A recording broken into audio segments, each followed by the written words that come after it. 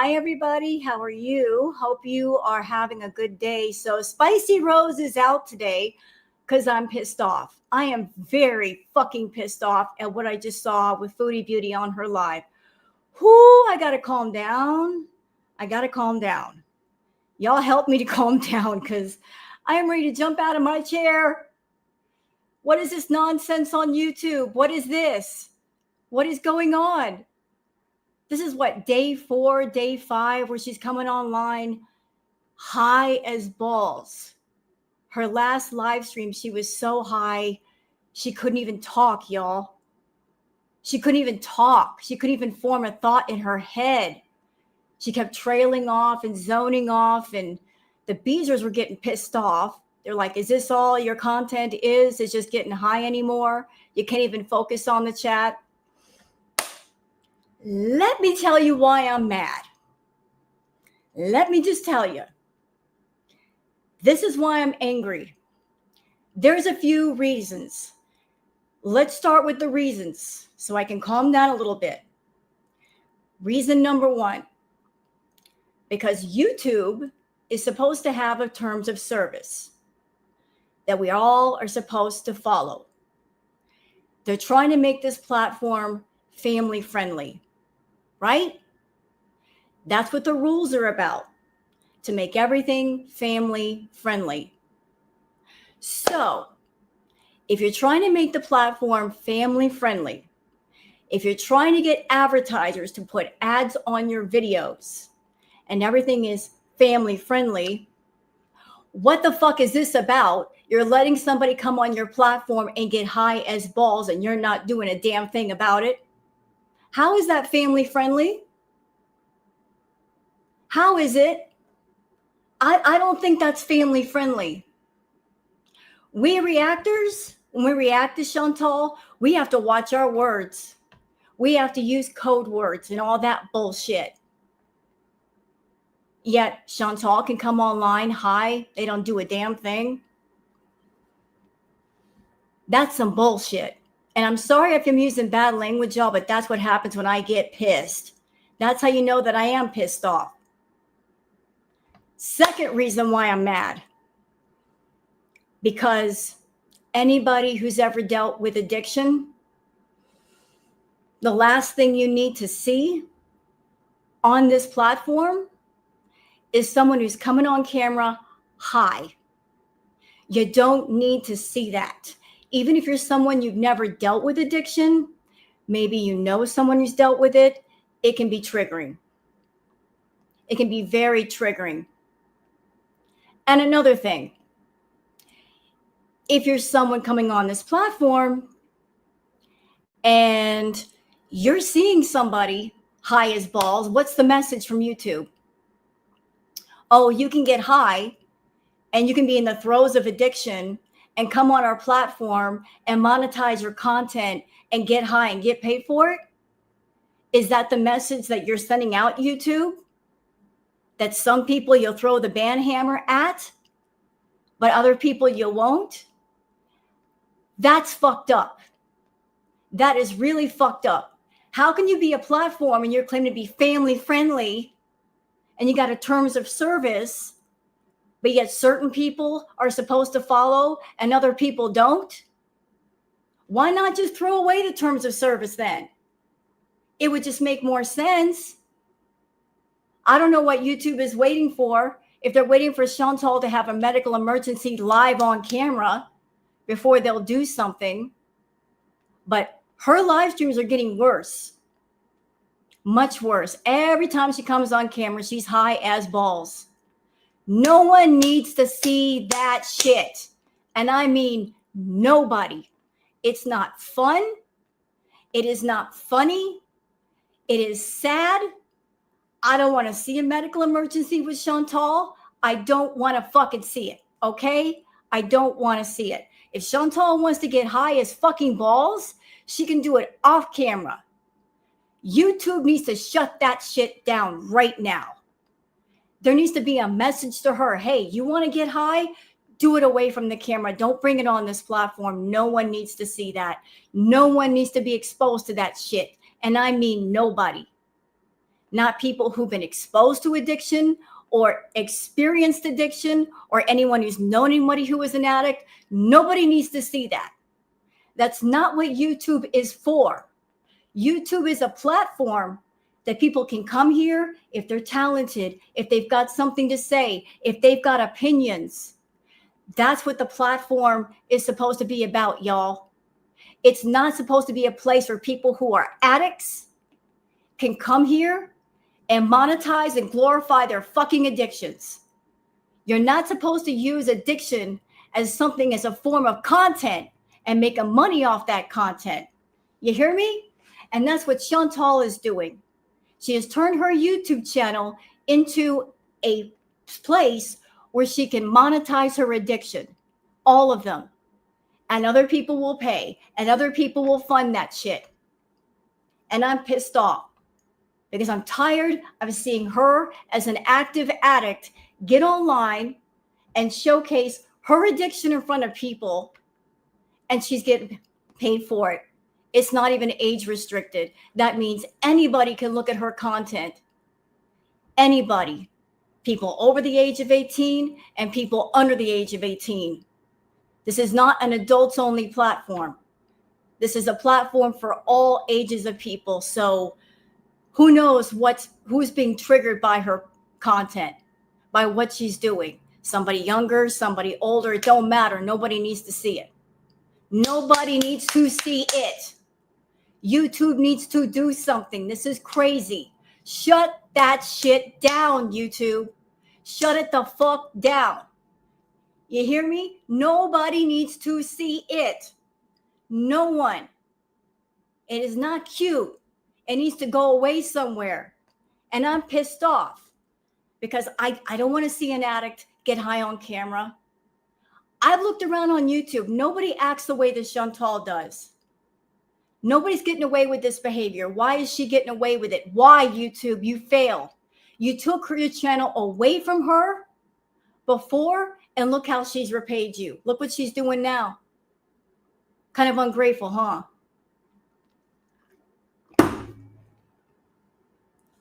I'm going to go over her live stream. Y'all ready? I am pissed off. I am so pissed off that YouTube is allowing this. And in terms of service, fuck your terms of service. She's not following it. You expect us to follow it, but she's not following it. You're not shutting her down. People are reporting her ass. What the hell? What is it going to take, YouTube? What? Exactly what? I'm sure. And another thing.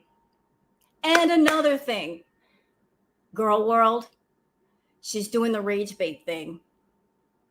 Let's remember rule number 1, Chantal lies. Let's remember it now, because she said something in the live stream.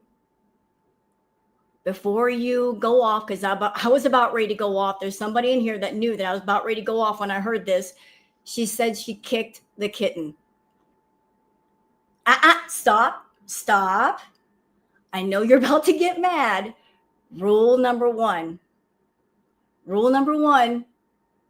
She lies. Rule number 1, she lies. Let's remember that. She wants that. She's rage baiting. Hey, let's take a breath. She's rage baiting.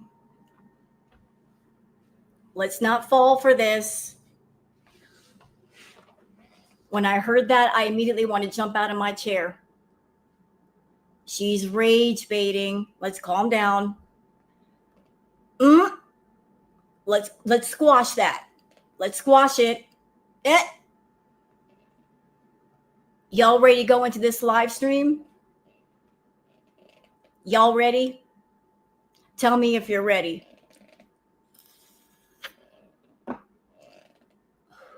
I'm sorry. I know I'm going extra off today. I'm being a little extra. Y'all got to understand something. For those that don't know, for those who are new to my channel, I have dealt with addiction. Let me give you some of my origin story, my backstory. I dealt with addiction. I was a food addict. Okay? I did that eating. Took me 6 years to be in recovery. But not only that, and I'm not trying to trauma dump on anybody. I'm just explaining my origin story so you guys can understand the anger. On top of me dealing with addiction, I lost someone to addiction. My own sister, my half sister. So I've experienced both sides of the coin. I know what it is to deal with addiction, and I've lost someone to addiction. So I know both sides of that coin real well. And that is why I'm pissed off at Chantal. Because there are so many people on YouTube that are viewers, perhaps even reactors or people who do content. They've dealt with addiction too, or they know someone who has. And the content that Chantal is doing is triggering. It affects people when you see some shit like that. And that's why I'm pissed. This is not me just doing a live stream to get attention or be extra. No, this hits hard. Here. Right here. And I'm angry that YouTube is not doing its job the way it should. You get it? I hope that everybody understands.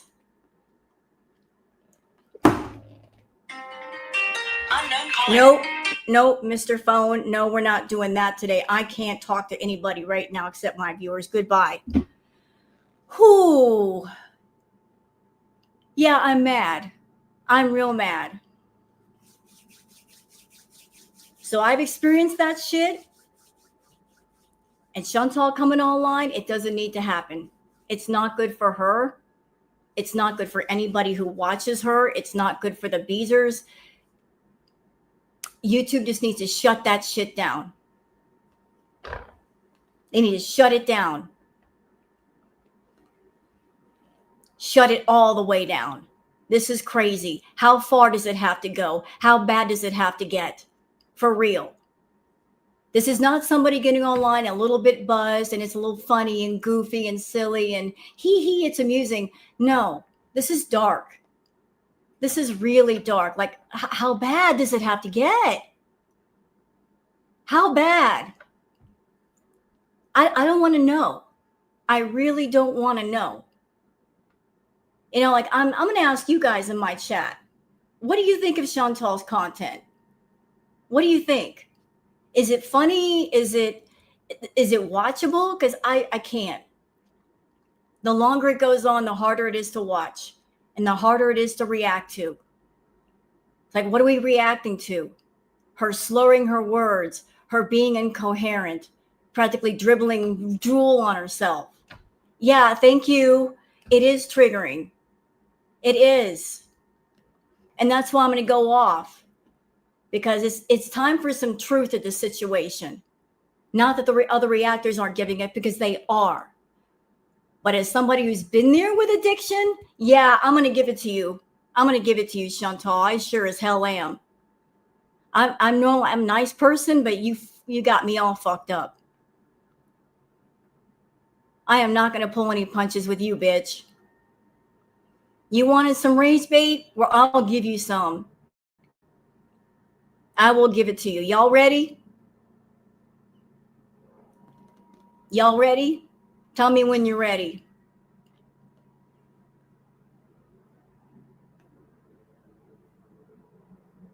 I think, you think she's doing snow? I don't know what she's doing.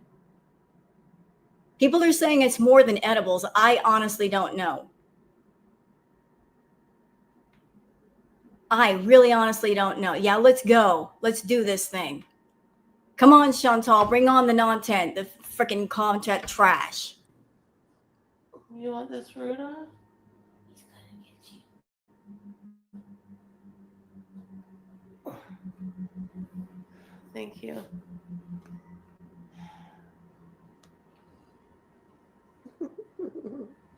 And by the way, y'all, I was watching her chat earlier. Her Beezers are pissed. There's a lot of complaints right now. Her Beezers are angry. They're like, is this all it's going to be? It's just you sitting at home getting high. You're high 24/7. You're not even starting the stream sober. There's no sobriety here. Trust me, they're mad too. They're not ready to walk away, but damn, they're close. Hey, B-Mac. Well, those are dirty as hell. Isn't she gorgeous? Blue is nice, thank you.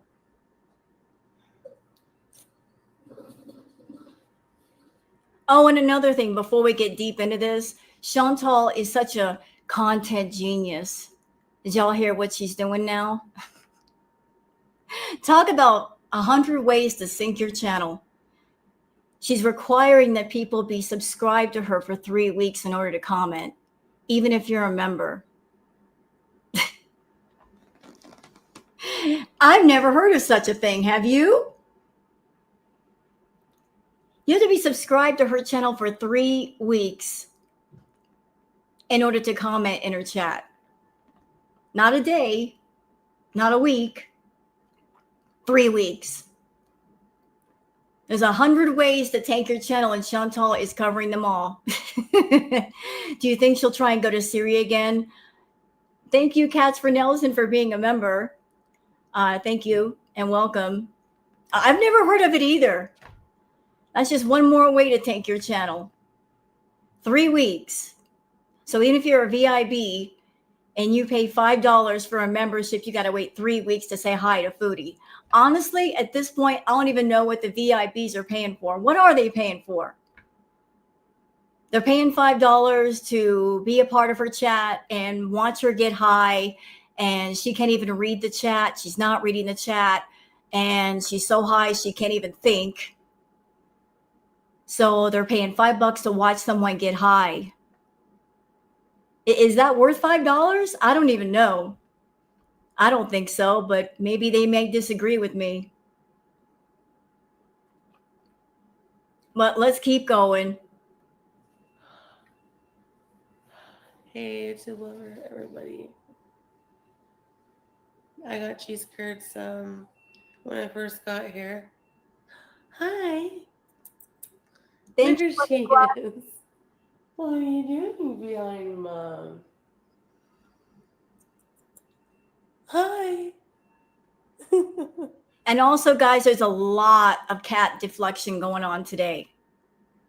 So those of you that were around during the Crackhead Olympics era, we got a lot of cat deflection. And that's Chantal's way of saying, don't look over here, look over there. She was focusing a lot on the cat, like looking over at the cat, talking to the cat, where she didn't before. Cat deflection. It's like she's got something to say, but she don't want to say it. Cat deflection. We remember back in the day, we remember cat deflection. If somebody's making a comment or asking a question that she doesn't want to answer, cat deflection. Did a lot of that today. Is she cute? Yes, hello. Hello. Well, she's very cute.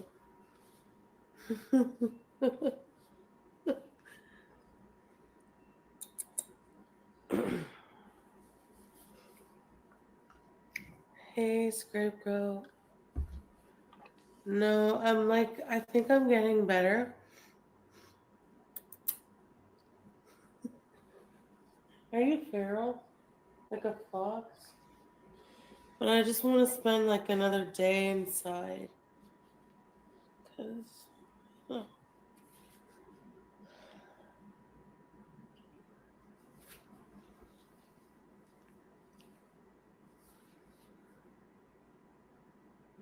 yeah, thank you. You're very cute. You're very cute. And she's warmed up, like she's just shy. She's just really shy, but when she warms up to you, she's so cute. Mm. Hey, Carefree. Thank you.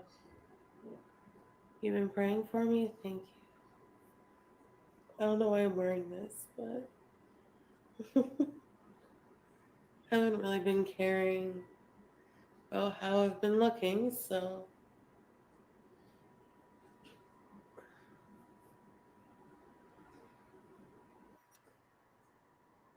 She's got a live stream going and she's not even paying attention to the chat. Y'all see that? Lots of people in her chat room not even paying attention. Like she's looking over here, she's looking over there. Like she is zoned. She is in the twilight zone. What speed are we watching? Normal speed. I'm not even slowing it down, Joyful.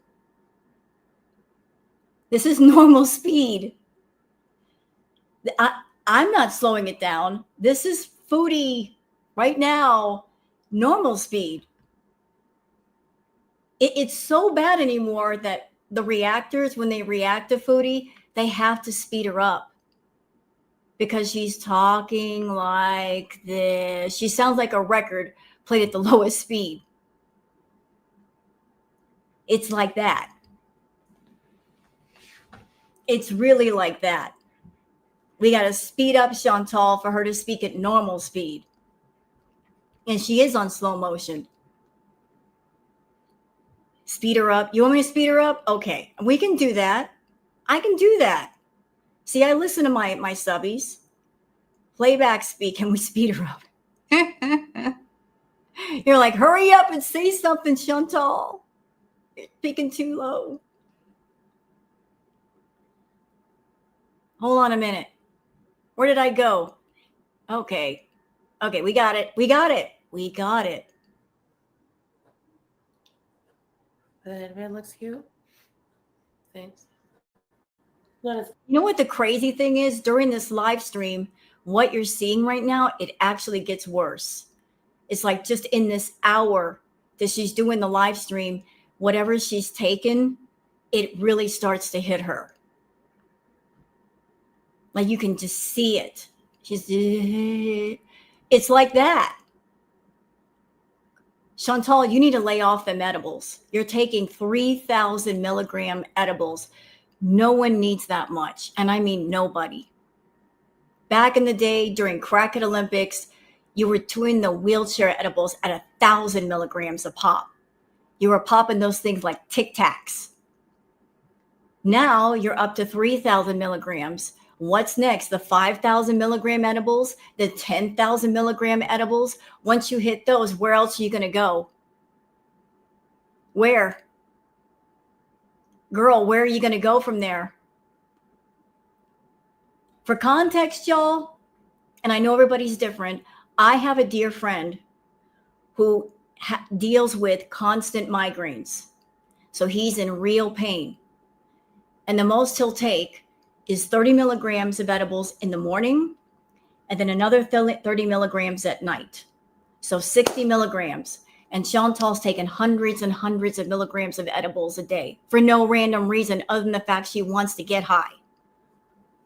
She doesn't need that much. She's not doing it for pain.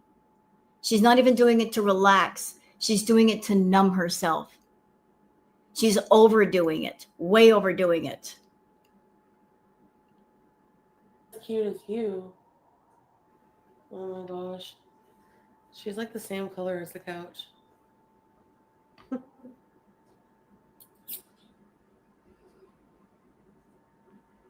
Look at the chat, Foodie, not the cat. Hello, there are people in your room that are here to talk to you, and some of them gave you the money to get back to Canada. Rude bitch. Say hello to those people.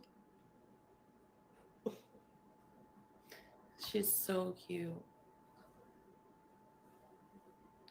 Hello, Bize. Please name her. Yes.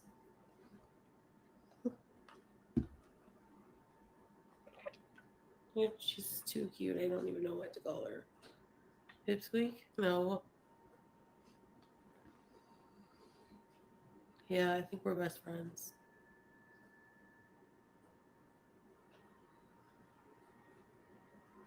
I mean, she won't like do anything bad if I hold her, but she doesn't like it, I don't think. You know what, guys? I think we've crossed the line from doing boring content to triggering content, and there is a difference. Someone doing content on YouTube that other people may feel is boring is one thing. But doing content that is triggering, that goes against TOS, that's a whole nother thing. So this content is boring. But what makes it 10 times worse is the fact that it's triggering, and she knows it and she doesn't care. And that's why I'm bitching today.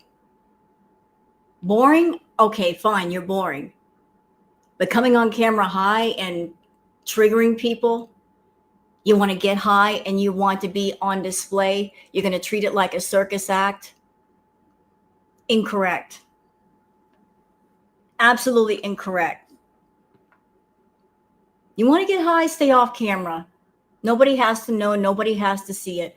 But she insists on people seeing it. She insists on people knowing about it. She thinks it's cute. She thinks it's cool. It's not cool.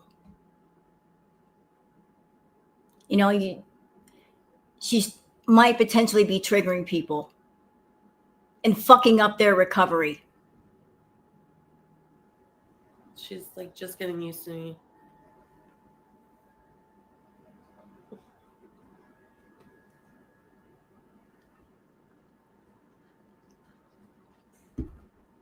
She's just too cute. I can't.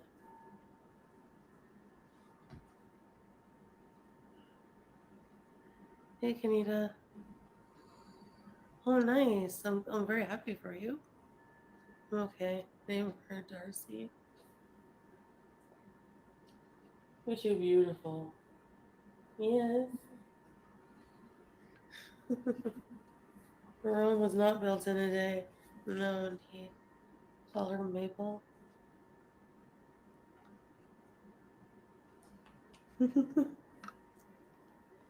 Grace?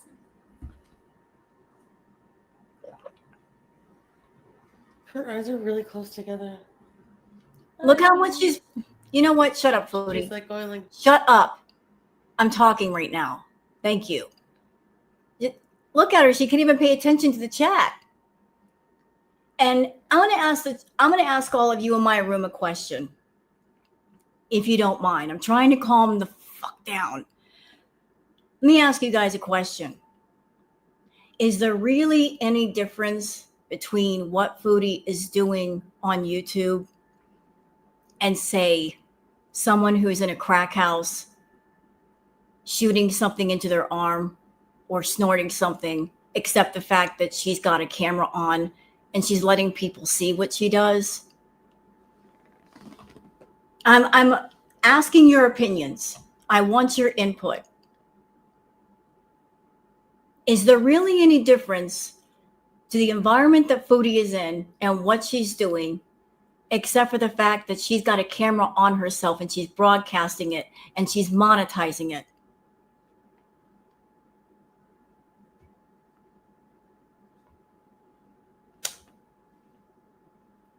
In both cases, it's just either one, addicts doing their addiction.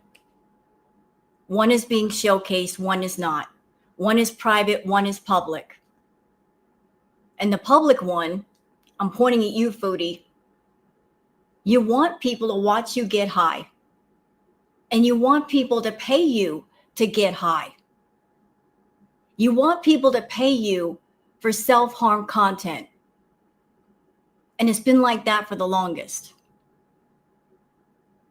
And I'm clocking you and I'm calling you all the way out today. Your channel is a self-harm content channel where you cater to many different fetishes, most especially the food fetish. You turned your adult channel into adult fetish content. You're attracting all the feedies. You're doing content for them off YouTube and on YouTube, giving them free samples so that they will pay you for private content off camera, catering to all kinds of adult fetishes. But you come on camera, and when you're eating, you're getting high. You want people to watch you getting high, and you want them to pay you to get higher. You want those enablers. You want those supporters who will support you, but more importantly, support your addictions. You need that toxic support system to keep it all going. Because without them, how could you support it? Your addictions are built to such a level that you yourself cannot satisfy them. But here's the thing, foodie, lean the fuck in and listen. One of the reasons why addiction is so horrible, you can't satisfy it. It is a hungry beast that always needs feeding. It is never satisfied. Never. The more you give it, the more it wants. It consumes, it destroys, it ruins. Your finances, your family, your friends, your social life. It wrecks and ruins everything. It takes everything away from you, isolates you until it's just you and it. It is a jealous mistress that walks up to you, that looks beautiful and sensual and fun at first. And then as time goes on, it starts to change. It starts to show its evil nature. And it says, I want more. Give me more. You give it more, and it wants more still. Until it shows its real ugly face and it says, I've got you. You are now my bitch. That's how addiction works. And guess what, foodie? Addiction has you by the balls. And it's squeezing tight and it's not letting go. The irony of that, you're a control freak, but you have been controlled by your addictions for years. And you've allowed it to happen. You've not put the brakes on. And they're running amok. You're turning your YouTube channel into a fund my addictions channel. So you get on camera high. And YouTube lets you get away with it. Puts it on full display. Adults and non-adults can see what you do. And here's what scares the hell out of me, y'all. Here's what scares me. We live in a world where everybody wants to be somebody. Everybody wants to make it. Everybody wants to be an influencer or make a lot of money. Times are hard right now. People are looking around for ways to make money. And there might be somebody out there, or more than a few people, who sees Chantal's channel. They see the size of her channel. And they look at her and go, well, that looks easy. I could just make a YouTube channel and eat a bunch of food and do a bunch of chemicals and get high and get stupid. And I can make money. Because that is the environment that YouTube is allowing on her channel. But there might be somebody out there who wants something in life who thinks that looks like an easy path, and it's not an easy path. Yes, Linda, it is. That's an easy path. Nobody should be getting that impression that this is the right path to take. That let's just be crazy. Let's eat a bunch of food. Let's do a bunch of drugs on camera. This is the way you make money in the world. This is the way you make your way. No. Exactly. At what cost? There's always a cost. There is no easy path to success. You have to work for what you want. But some people out there may be desperate enough to look at someone like her and say, I want to follow in her footsteps. Nobody should. And I mean no one. But let's go back to Miss Foodie. This, I think she's so trusting me right now. Oh, I just love you. I just love you. I'm glad she's sleeping comfortably on the couch, because she was in a paper bag, like a Walmart bag, and I didn't know. And I was in the kitchen cleaning up, and I kicked the bag. Like I tapped it with my foot to see if there was anything in it, and it was her. So she ran out and she was like, she hissed at me. And I was like, I'm so sorry, baby girl. But and then I came to sit down to do my live, and meow. And it was her. She was like sleeping wedged into the couch. And then now she's just like been starting, exploring like the idea of being in the same room. Well, yeah, I kicked her, but she was like pissed. She was pissed and she hissed.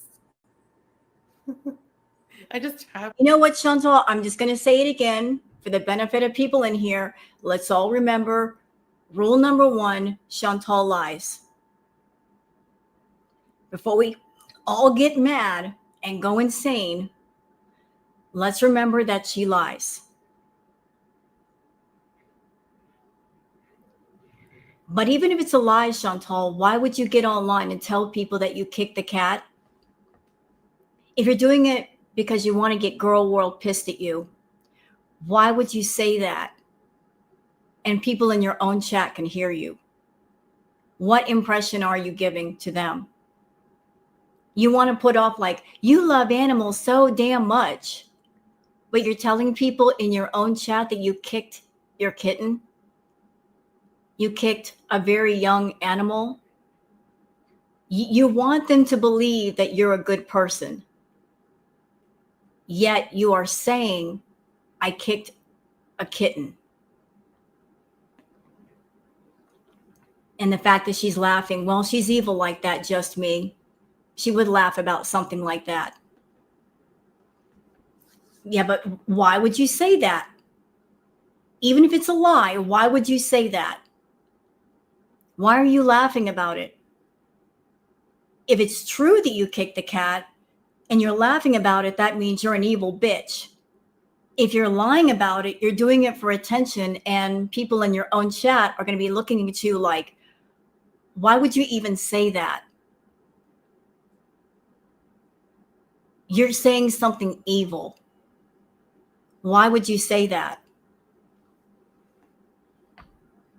Like, why do this? You know what I think? Tell me what y'all think about this. I think she's looking for attention. I think she wants attention from anybody and everybody. She wants attention from girl world. She really wants attention from Salah. She's not getting the attention that she wants. So she's just desperately clawing at anything and everything for attention. She doesn't care if it's good attention, bad attention. Attention is attention. It goes in the same basket. But that's why she's just saying all this nonsense. So do I believe that she kicked the kitten? Honestly, no.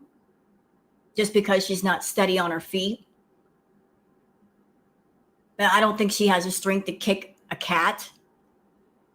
But Chantal, if you really did kick that kitten, girl, I want you to walk on all the broken Legos for the rest of your life. In Minecraft, of course. Let's keep going. After I didn't kick her hard. I didn't think she would hide there, right in the middle of the walkway. Anyways.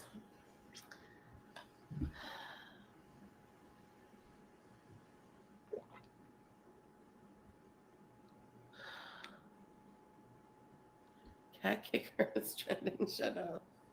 I tapped the bag with my foot. Unknown caller. I just turned this off. I just turned this up. Stop it. There. Sorry about that. Anyways. Boopa. I don't know what to name her. I can't answer the phone right now. I'm dealing with a pig demon at this point. Call me back.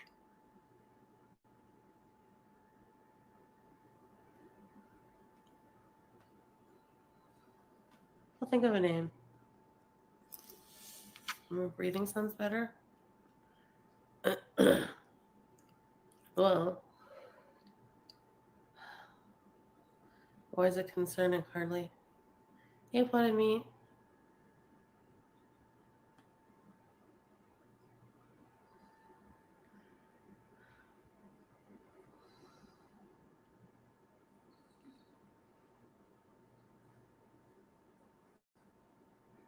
You know, I really want to know how the Beezers feel. $10,000 they paid to get her back to Canada. $10,000 for this sad, triggering content. 10 grand. That's what they gave her.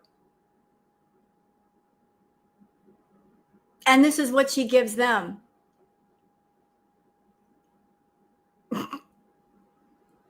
This is what she's giving the Beezers for $10,000. They gave her money. They helped her get back to Canada. If we're going to be real, for the last 10 years, the Beezers have completely 100% funded her life. And going further with that, not only have they funded her life, but any guy that she's been around, completely paid for them too. They paid her rent, her bills, her expenses. They paid for her food, her party favors, her trips to Thailand, Cuba, the Middle East. They paid for Salah, 100%. They paid for Nader, 100%. The last 10 years. But let's just cut off the past and focus on the present. She promised them when she went back to Canada that she was going to hit the ground running. She was going to do great content. Oh, we're going to do scooter beezes. Somebody send me $3,500 for a damn scooter. I'm going to do this. I'm going to do that. Chantal is best friends with Ima. I'm going to do this. I'm going to do that. Ima. Her butt was writing checks that she couldn't possibly cash because she was so broke. Making all those promises with those checks. And she's back in Canada now. The Beezers got her that apartment. They're paying her bills. All that food, all those shopping hauls, all those edibles she's doing. What is she giving them? Bullshit. Lies. Empty promises. Ima. Best friends with Ima. They're not understanding they're dealing with a person that her best friends are soon, someday, one day, perhaps, later. Those friends of hers give her room to procrastinate and put things off and not do anything. Her enemies are now, today, this minute, because they demand change right away. Hello to everybody coming in. I'm sorry, I'm just going off right now. I'm not trying to be rude. But she's always making promises that she's not going to deliver on because she wants the money first. She gets the money in hand right away. Because once she's got the money, who cares? Who cares? She's got the money. She can do what she wants with it. She doesn't feel like she has to give something back once she gets what she wants. And the Beezers still haven't learned yet. They're being taken for a ride. Now, yeah, I hope that she watches it when she sobers up, and I hope it pisses her off, because I'm pissed off. I'm tired of seeing her high on camera. I think it's a bunch of nonsense that she's coming on camera that high, and it's bad for her, but it's also bad for anybody who watches her, whether it's a Beezer or not. Nobody should be monetizing addiction on YouTube. Full fucking stop. This is not the platform for it. That's not why YouTube came to be. For people who are addicts to come on this platform and monetize and glorify addiction? Hell no. That is not why this is here. No, absolutely not. That is abusing the platform. That is platform abuse. No. No, no, and no. Addiction is something that is meant to be treated. It is a hurt that needs to be healed, not glorified, not monetized, not put on display, not treated like a circus act. It is a hurting thing. And something else, Chantal, you selfish bitch, and hear me loud and clear. Addiction doesn't just hurt the addict. Understand that. Addiction doesn't just hurt you. It hurts anybody and everybody around you. The circle of damage goes beyond you. And when you're the addict in the throes of your addiction, you only see and feel your hurt. But anybody around you is also affected. There are people around you, they feel hopeless, they feel helpless, they can't stop it, they can't slow it down. They feel like their hands are tied. They don't know what to do. There's nothing they can do. Addiction hurts more than just you. You don't understand that.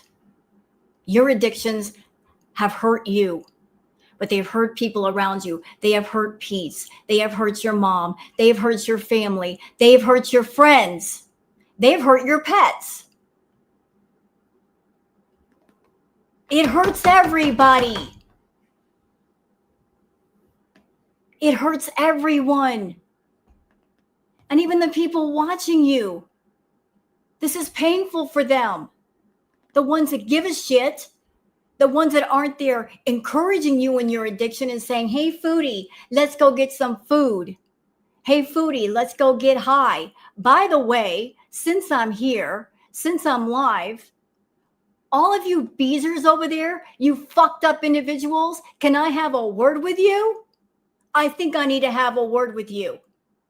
I don't like Chantal. I despise that bitch. But I'll tell you what, I would never encourage her in her addiction. No. No, ma'am. I would never. But those of you that know about her problems with food, those of you that see her getting all that high, what the fuck are you doing?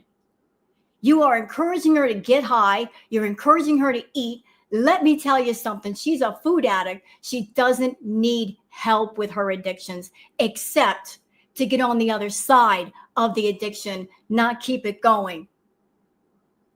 Do you understand me?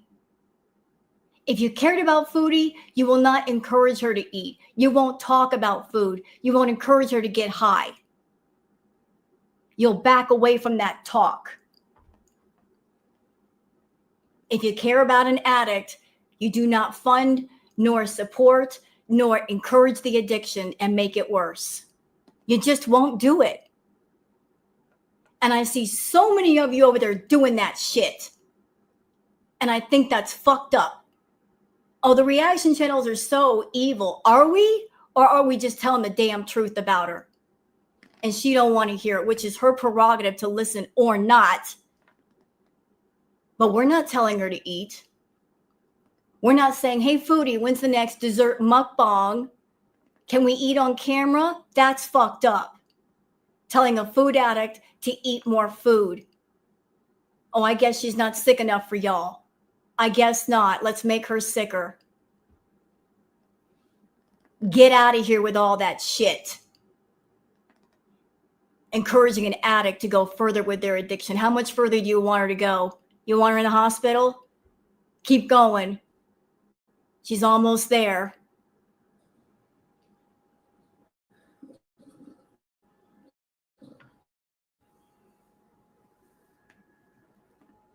No, there's still no name for the cat.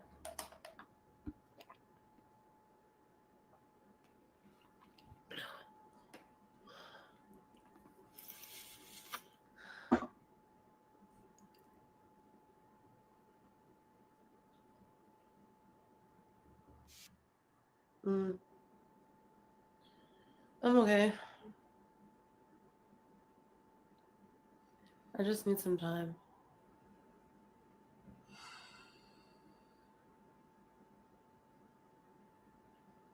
Oh my goodness, you were very loud.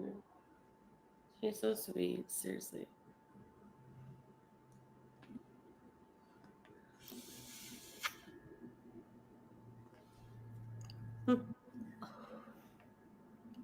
No, no, Nina. I can't handle it. Hey, Luke, are you bored of just sitting there? Mm, no, does it bother you that I'm not? I don't know if it's boredom. I don't know. No, I think I like it. I need to just be relaxed right now. That's your problem, Foodie. That's all you want to do is relax. Relax from what? Oh my God. Relax from what? What do you do that you need to relax from? You don't do anything. Relax from what? It's not like you're working 12 hours a day. Relax from what? All you do is relax. You relax to the point of bed rotting. Maybe you don't need to relax. Maybe you need to get up and go do something and you'll feel better. Go take a walk outside, smell the air, feel the sunshine. You're relaxing too much. You've been stuck in that house for how long? You've been inside, not going anywhere? Did you ever have a light bulb slip off in your head and you think to yourself, I'm in the house and I haven't gone anywhere and I'm not feeling so good. Maybe I should change the environment a bit, walk outside. Maybe that'll make me feel better. What a great idea. Nope, we're going to sit inside. That's what we're going to do. We're going to get inside and stay high. Here's the thing, Foodie. You're staying inside to relax. But if you're getting way too high, if you're getting comfortably numb, that means something's wrong. And maybe the environment is as relaxing as you want it to be. Maybe that's not the right environment to relax in. Maybe you should change the scenery a little bit. Sounds like the environment that you're in, there's something going on to where you can't relax. If you need 3,000 milligrams of edibles to relax, something is wrong. Maybe you should be relaxing in a different way. You're right, she does need therapy, but she won't get it. And I'll tell you why. Y'all want to know why she won't get therapy? Because if she were to go get therapy, that means she's alone in a room with someone who's not a abuser. She doesn't want to sit down and get proper therapy with a specialist. She doesn't want to go in a room as Chantal Marie. She wants to stay in her persona of Foodie Beauty. If she sits down with somebody who's a professional, they're not a abuser. There's going to be no favoritism. They're going to give it to her straight about herself. And she's not ready to face herself. She's not ready to face reality and fix her problems. She's a broken person with a lot of broken pieces. And she doesn't want to put those pieces together. She wants to profit off of every single one of her broken pieces. She wants to make a lot of them. She wants to glorify them. She wants to put them on display. She wants to be the damsel in distress. Help me, everybody. I'm fucking broken. Feel sorry for me. That's what she wants. She wants to be broken and she wants attention for being broken. She doesn't want to heal herself. So she comes on YouTube, and correct me if I'm wrong, but I think Her being broken. What is that saying? Your vibe attracts your tribe. I'm not throwing any accusations out there, but this is just a feeling. I think her being broken, there's a good chance that she may be attracting equally broken people to her. She's looking for those broken people. She's looking for people who have things going on inside of them, maybe even outside of them. Bringing those people to her, attracting them to her. She's looking for the broken people, using all kinds of things to pull them into her, using addiction, using food problems, using trauma, talking about SA, talking about DV, looking for people who have been hurt in some way or dealing with hurt in some way. And they feel like they have a place around Chantal. She's bonding with them in the wrong way. She wants them to become addicted to her and feel comfortable with her. I'm hurt, you're hurt. Hey, let's talk. Let's do lunch. All that trauma bonding going on over there. Because she feels that she can manipulate them, and she does. And I'm going to say something that may be mind-blowing. Mind-blowing to the Beezers. And I know some of them are probably in here. Lean in and listen. Lean in real close. It is possible to be involved in an abusive relationship even from far away. And some of you Beezers, whether you like it or not, whether you want to admit it or not, you are involved in an abusive online relationship with this woman. Because let me tell you some of the things that abusers do. First, they pick their target. Then they zero in on the target. They isolate the target. They'll do love bombing. I love you guys. I love you so much. Can you help me pick out names for the cat? Then they use intimidation. Who wants to be blocked? People in their own chat being afraid to speak their minds because if Foodie gets mad, they'll block them. Using fear and control to control the masses. I'm sorry, that's an abusive relationship to me. Sometimes humiliating and embarrassing your audience. Am I wrong? Just because someone is not in your face doesn't mean they can't abuse you.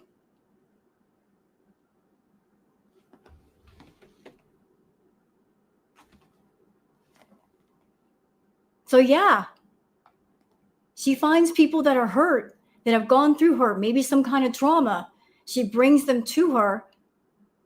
She pulls them in close like, you belong here. You're part of my tribe. Then she does the manipulation and the lies and control and humiliation and all that. And this is what it is right here. This is what she's subjecting them to. And another thing, Beezers. Chantal knows what she's doing. I know a lot of people may disagree with me, but in some respects, she's stupid. Other respects, she is not. When it comes to manipulation, evil, wrong, hurting people, she knows what she's doing.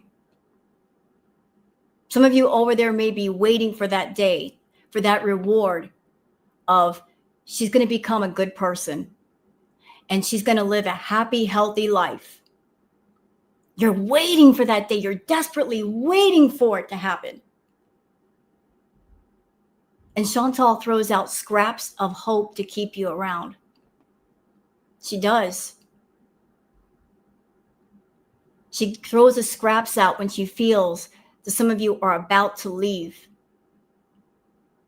She throws out enough just so you won't starve to death, but not enough to where you get a full meal. You'll never be satisfied. You will never have that day where like, we waited all these years. She's finally turning a corner. She's getting herself together. Her mind is together. Her life is together. This is the happy ending that we wanted. You're never going to get that. Not as long as she doesn't want help. Not as long as she doesn't accept help. All of you over there that you may have the best intentions for her, the person who's the addict, it has to start with them. They have to want help. They have to reach their hand out for help. I've been watching Chantal for years, and listen to what I'm saying. I've been watching her for a long time, and I can tell you with 1,000% certainty, she's not ready. She's not even trying to fight against it. I am not seeing in her energy nor her eyes anything that says, I am done with this addiction. I am done with this toxic behavior. I want to change. She is not fighting it. She's leaning into it. That's why I'm saying that. I'm not being hateful. I'm just telling you the truth. She's not ready. She doesn't want to be ready. And as long as she's on fucking YouTube, making money with her addictions, as long as you guys keep giving her money and funding her lifestyle, she's never going to get away from it. Not ever. She spent years building this toxic machine of addiction that just keeps things going. And it's never going to change until the machine is shut down. Do you understand what I'm saying? Years she spent building that machine. And those of you on her channel, you're a part of that machine. You are an essential part to keep it all going. As long as it's in place, as long as there's a source of money, she will continue and continue and continue until things get so bad, I guess something happens. Either YouTube shuts it down or something happens to her, whichever comes first. But she's always on the lookout for enablers and supporters and funders to her addictions. And make no fucking mistake. No mistake whatsoever. You give money to Chantal, you are supporting an addict in their addictions. You are funding self-harm content. She's hurting herself. There's no way to get around it. There's no way to excuse it. None. Absolutely fucking none. And don't give me that shit that, oh, I like her. You can like her all you want. You can like her without funding the addictions. There are healthy ways to support an addict without paying money towards the addictions. Do you hear me? You can support her with words, encouragement, maybe send her some links to a therapy center or whatnot, without giving her money directly to support the addictions. Because you know, if you give her money through PayPal or whatever else, you know exactly what the fuck she's using it for. She's showing you when she turns on the damn camera. Don't get it fucked up. Let's keep going.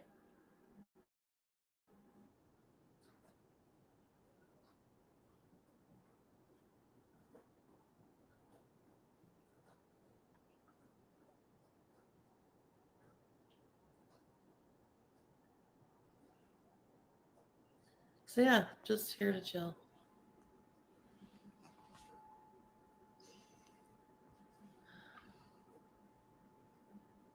And talk about my feelings.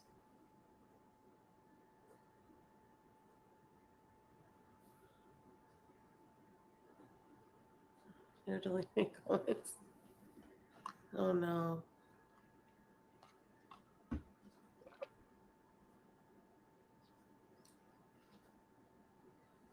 Hello.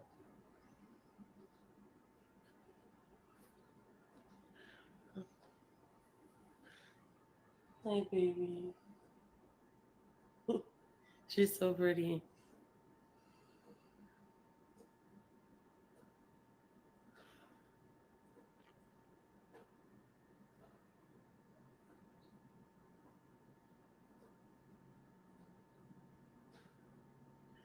So, guys, I'm just having a hard time.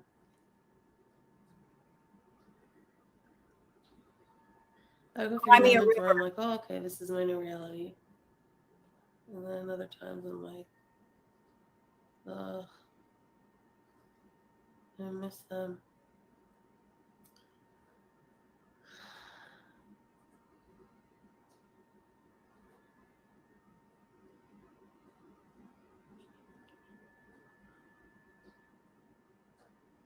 I don't know if you guys can see the chat, but her beezers are mad. Her beezers are real fucking mad. They're like, is this all your content is? You just gonna sit here and breathe and stare at the camera? The beezers are not happy. It's been days. It's been literal days. And they're like, what is this? What is going on here? What did she say that triggered you so bad in this stream? Peppermint, allow me to explain. I want to calm down a minute and I'm going to explain to you. Listen, I don't like the fact that Chantal is getting on YouTube and she's abusing the platform. I don't like her getting online and being fucked up. I do not want to see this. I don't think anybody else should see this. Someone coming on camera and they're high as balls, like overly high, the point where they can't even talk. This is not content for YouTube. If she wants to get high off camera, I say let her do it. But she doesn't need to turn a camera on and trigger the fuck out of people by doing this. This is not content for YouTube. This is not the platform that it's for. This is too much. This is not why YouTube is here. There's a lot of people in her audience and in girl world that we've been through addiction or we've known somebody who's been through addiction, and we don't need to see this. This is not a little bit high, funny, goofy, silly. This is someone going over the edge. That's what this is. This is not even content. Someone turning on a camera and broadcasting themselves high to the point where they can't even read the chat and they're zoning out. Not YouTube content. Not everything is YouTube content.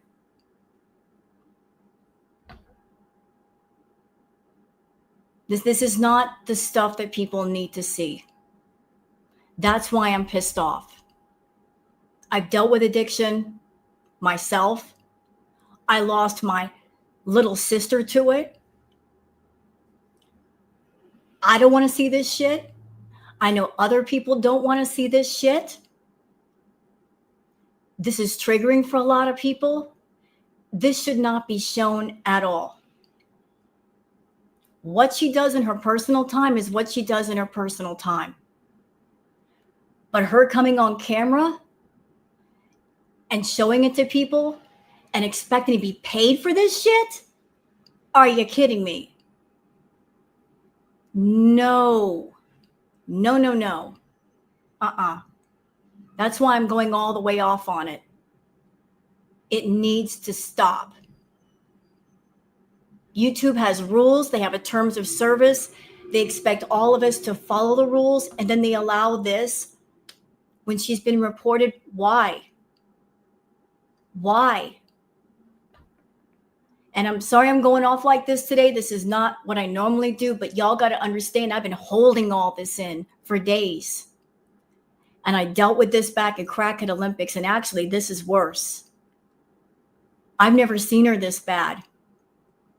And I told y'all, I just had a feeling that this version of Chantal, this era, it was going to be darker than, say, Crackhead Olympics was. Crackhead Olympics was bad. This is going to be worse. We're watching somebody on the decline. Their mentals, their emotionals are declining, and it's so visible. It's so visible. I don't want to see it. And I don't want to see her have a medical event on camera either. I don't like her, but I don't want to see that. That's just me, though. I don't know how anybody else feels, but I don't want to see that shit. And YouTube could shut this down. And they need to. They need to talk to her or something to let her know, hey, you want to get high, you can't do it on our platform. You can't do it during a live stream. It's too much. It's way too much. This is dark. This is not funny. This is sad. I know. I don't want to see it. And even if I'm not a reactor, I don't want anybody else seeing it either. Whether it's an audience member or another reactor, this is too much. Too far. There can only be one teardrop.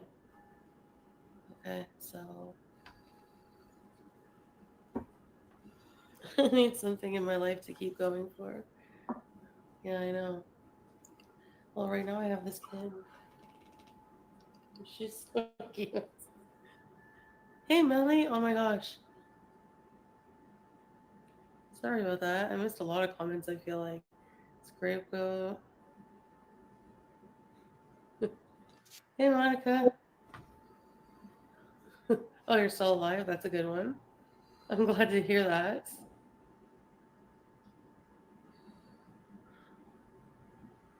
Oh, my ear.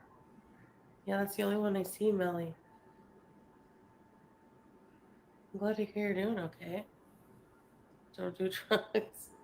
Yeah, I'm just really, like, comfortably numb. No beast for old men. Question is, Chantal, are you comfortably numb or are you just numb? I think you're numb because you're not comfortable. I think you're doing shit constantly all day because you don't want to feel and you don't want to think and you don't want to admit to yourself it's over between you and Salah. I think you know it's over. He doesn't want you back. You can't go back. I know there's been a lot of speculation in the community. Is she going back or is she going to stay? Nobody's quite sure. There's not 100% certainty there. But there's two things that are sticking out to me that make me think she can't go back. Let me tell you what those two things are.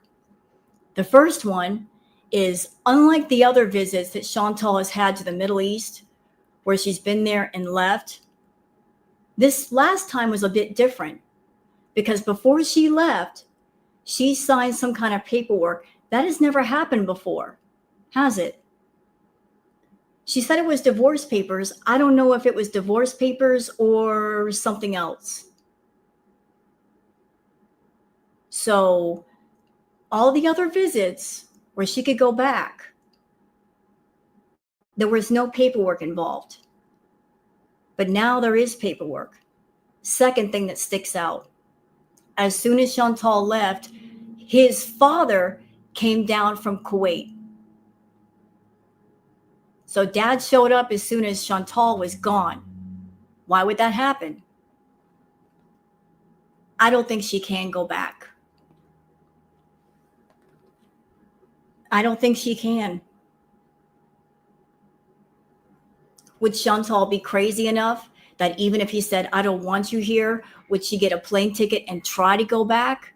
Maybe fly all the way to Damascus and then get a hotel and say, I'm here. Yeah, she would be that crazy. That's why Salah needs to come forward quick and shut that all the way down before she does something. Before that happens. Something, give us something. Give her something. Let her know that it's over. Don't even think about coming back over here. Some of the context may be lost because video is sped up. Would you consider playing at normal speed per second for newcomers? Sure, whatever it takes. Are you guys okay with that if I slow it down to normal speed at the request of someone? And I'm with you, Mrs. Dragonfly. I don't want to see it either. I don't want to see it. I'm going to slow it back down per request of someone who's a viewer or a subscriber. I'm here to make y'all happy. Let me slow it back down just for a bit. For those who are needing context, let me help you out. This is Chantal high as balls. Again, this is like her 5th live stream in a row where she's really not doing anything. And her beezers are getting mad because they paid $10,000 for her to come back to Canada. And this is what she's giving them. That's kind of the context, but I'll slow it down so you guys can see what's going on here. Happy to make y'all happy. Give me just a second, please. Okay. Oh, I speeded it up. That's not what I wanted to do. All right, we're going back.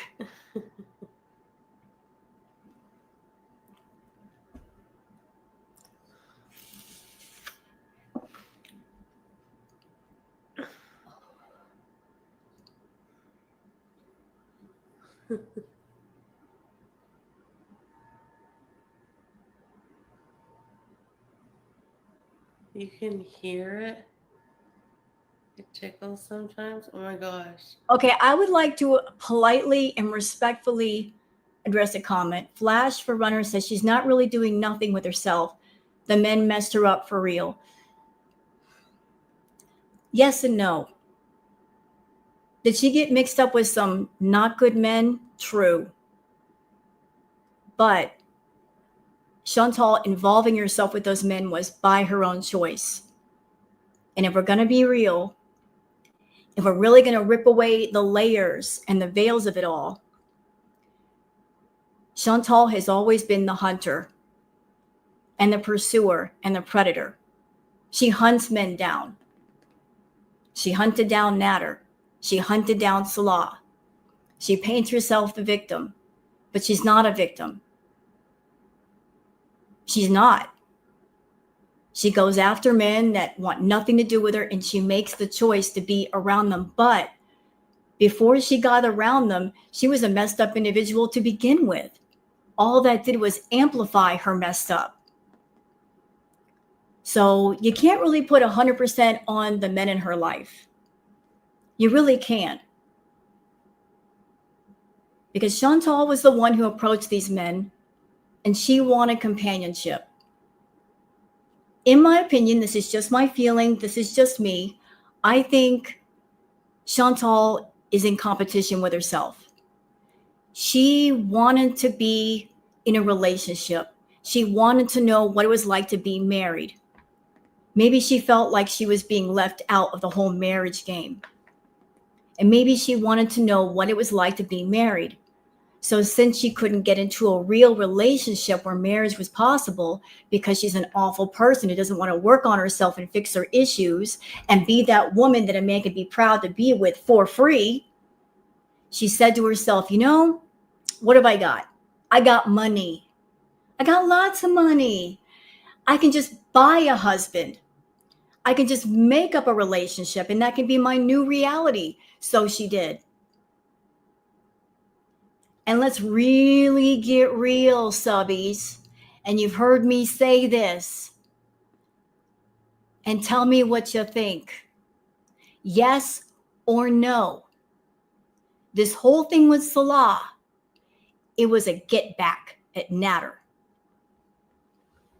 She was getting back at Natter for rejecting her, for not being in a relationship with her, because he said no.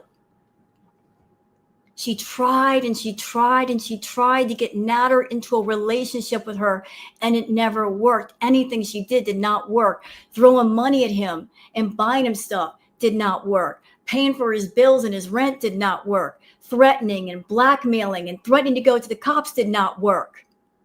Buying herself an engagement ring and taking fake engagement photos and trying to trick him into saying that she was his girlfriend did not work. Nothing worked. So she was ultimately rejected. So you know what she did? She wanted to get back at Natter. So she picked another guy. And her being involved with Salah, that was her way of saying, screw you, Natter. Screw you.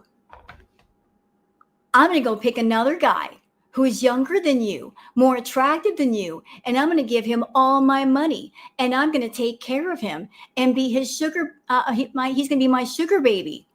and we're going to make a channel together. Nanny, nanny, boo, boo. Ugh. And she did all that, didn't she? She found another one, started supporting him, giving him money, made a whole nother channel with him. Those were all middle fingers to Natter.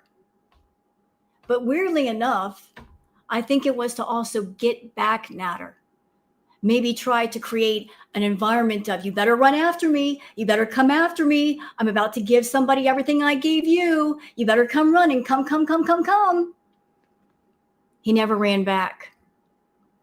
And because she did all of this on the YouTube world stage, because it was in front of everybody, she had to stick with it, or else she would look 2 times the fool. So she had to carry on. And this whole 3 years that we just witnessed, girl world, it has to be the world record for the longest case of playing house I have ever seen in my life.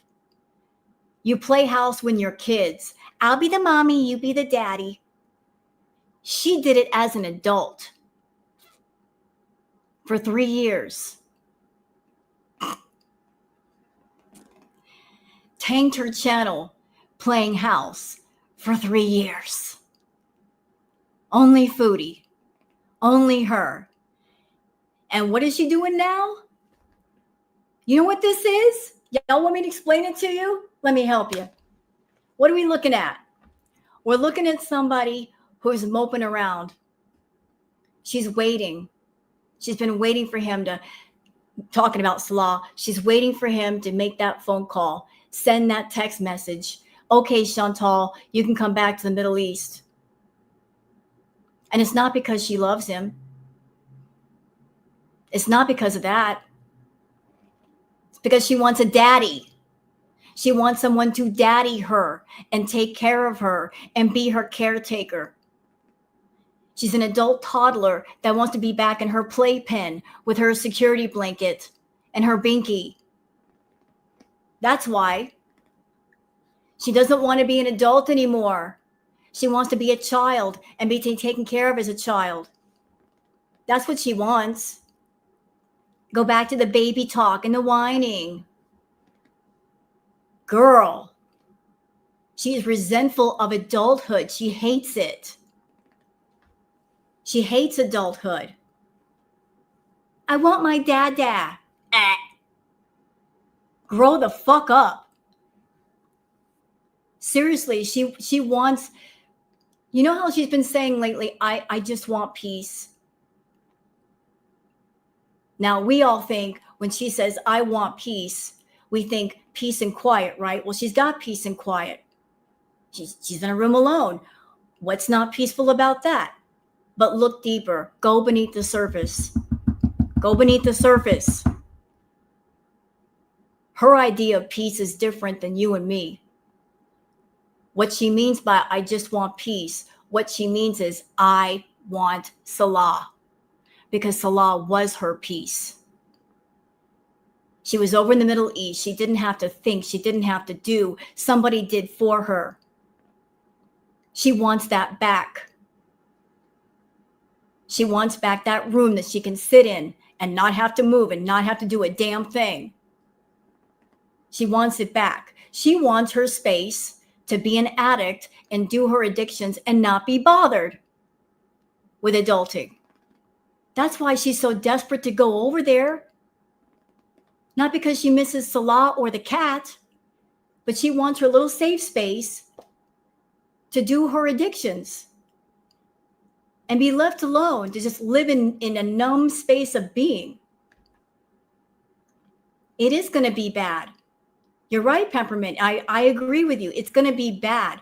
I told everybody. Y'all listen to Mama Rose. This era with Foodie, it's going to be different. This is going to be different than Crackhead Olympics. It's going to get dark. It's going to get ugly. Believe it or not, Chantal's mental health, emotional health, it is so delicate. She's built her world in fantasy, in delusion for so many years. She lives in it. And if reality comes stepping in the room, the bubble bursts in an instant. That's going to send her over the edge. I don't want to see it. I really don't want to see it. I don't think anybody's ready for that. This is not going to be funny. It's going to be dark. It's going to be ugly. And we're going to be like, whoa, whoa, this is crazy. We're not ready. I know what's coming. I can feel it. It's going to be shocking. It really is. And this right here is the start of it all. Because she's all alone. And she's sitting there spinning her wheels. She doesn't know what to do with herself. Like she needs help. She needs help. Serious mental help, emotional help, intervention, something. She needs it badly. But it's not up to us to give it to her. She's got to get it for herself.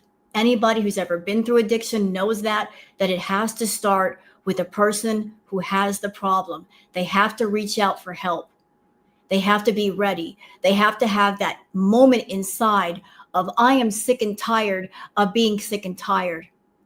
I'm ready for a change. I'm welcoming it. As hard as it's going to be, as much as I have to fight, I gotta fucking do it. And even if I stumble, even if I fall, I gotta get right the fuck back up and keep on with things. It's not about the number of times you fall off the horse. It's about the time that you spend on the horse riding. You're gonna fall off, but you gotta keep riding. And the reward is freedom. You're free from addiction. It no longer controls you. It no longer dominates your life. She will never know that freedom. Not as long as she's in a long-standing relationship with addiction. She wants a relationship. She's already got one, just with the wrong thing. She's been married to addiction for years. And that is part of the reason why her other relationships don't work. You got to get rid of one in order for another one to be successful. You can't have two relationships like that going on at the same time. That would be freaky feeling. You'll probably get used to it though, right? I didn't eat anything. I'm so glad you made it through. And you're okay, Billy. Seriously. That is like, is it an uncomfortable feeling or the tickling? Name the cat Alice. Work game night with Pete's.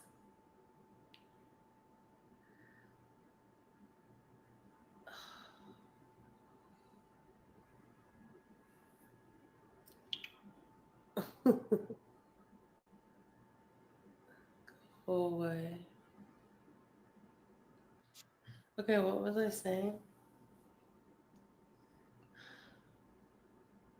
Look at her. She's so zoned out. She's like, what was I saying? Huh? What was I saying? This is not even like a little high where you're like, I feel good. No. What were you saying? What was that? She doesn't even know where she's at. She really doesn't know where she's at. I don't know what she's on. Whatever it is too much. What? Why would you come on camera this way? What? Chantal, if you're going to do this, do it off camera. For God's sake, do it off camera.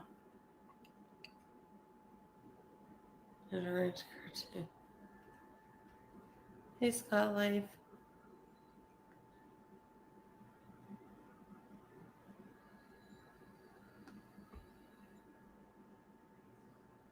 He's back on the bike already, Melly. That's pretty impressive. It's been okay, Lindsay. Well, no, it's not been. It's been rough. It's been rough.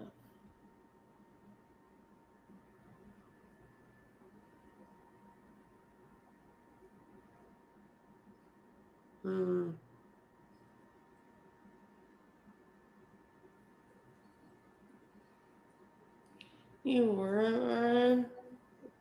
Really? Your strawberries?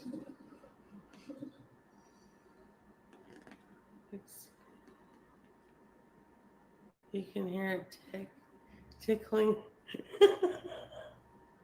You can hear it tick. Oh my gosh. I'm starting to sound like the smokers of Gore World. And I look like an egg. Would you like your eggs today? Yeah, I can see it, Joe Mama. Oh, sweet baby angel.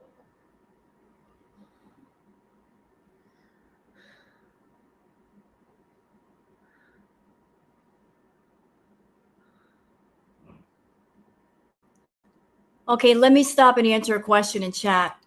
Dread Day says, why the F haven't any of her family stepped in to stop this BS?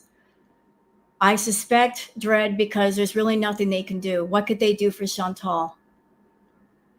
I've heard of people say 5150 her, but that's not a permanent thing. They could 5150 Chantal and let her go the next day. There's nothing that the family can do. Chantal is a very defiant person, very defiant. And she's not a child, she's an adult. So even if the family did try to step in, what could they really do? Honestly, what could they do? Yeah, she's super defiant. If Chantal doesn't want to do something, she's not going to do it. You could put her in a hospital or facility. Can anybody force her to do anything? It's got to start with her. She's got to want to get help. She's got to realize she's got problems and want it for herself, or else it doesn't matter, y'all. Chantal could have a team of doctors and specialists and psychiatrists and psychotherapists at the ready working for free round the clock with Chantal. But until she's ready, ain't none of that gonna matter. She could have Dr. Now wanting to work with her for free. Well, would it make a difference if she's not ready for the help? Nope. Nope. Absolutely not. She's got to want it first. She could have a lot of people around her wanting it for her, caring for her. But until she starts caring for herself, it's not going to matter. It's really not going to matter. Here's the sad thing. There are people in Chantal's chat that care for her. They care more about her than she cares about herself. Chantal wants strangers on the internet to care for her, but she doesn't want to care for herself. She doesn't want to. She puts herself always in the position of, I'm going to come on camera and stress you guys out. I'm going to come on camera and be in a state of distress and upset and sadness and depression and being fucked up. And I want you guys to worry over me. She wants people to worry over her. She wants people to be concerned for her. She thinks that's the way to keep people watching her, is to create this environment of people are so stressed out, their blood pressure gets up, they worry over her. And that is so damaging to her own audience. Like, people are not coming to her channel and feeling happy and looking towards laughter and joy. They're constantly worried for her now. They've been worried for her for the longest. She keeps them in that state of being, and she doesn't stop. And she wonders why people leave her channel is because they get to a point of exhaustion with the stress and the worry and concern that they cannot take it anymore. They can't take it. And they have to leave for their own self-preservation. They're like, I got to protect myself. I got to protect my energy. I am watching this person, and watching them is affecting me. I can't go any further. They have to leave. They got to protect their own mental, emotional health. She wears people out from worry and stress. She doesn't realize what she does, or if she does, she doesn't care. Right. She thinks that making them worry will make them donate. They're done donating. They are done. They are tapped out. They got nothing more to give. They're done. They're through. The Beezer well is empty. They can't give her any more. They gave a lot. And now it's Chantal's turn to give. She made all kinds of promises, and the Beezers are basically saying, we gave, now it's your turn to give. And she's not going to give except to herself. Goose Chuck, how are you, Goose Chuck? Goose Chuck, I'm going off today, girl. Oh my God. I'm losing my shit. How are you, Goose Chuck?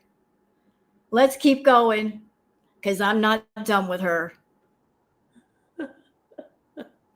I look hard boiled.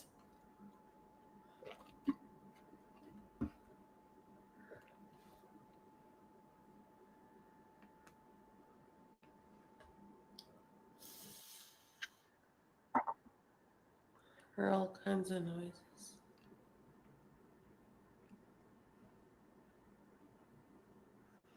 And for those people that are in my chat, Goose Chuck, you know I got to do this. And I'm doing it with love. Fuck you, Goose Chuck. Let's have a happy moment in the middle of all of this. Fuck you, Goose Chuck. You and your pictures. I love you, Goose Chuck. I just had to do it. I caught you slacking in here. I had to give you shit. Let's keep going. Snow angels? No.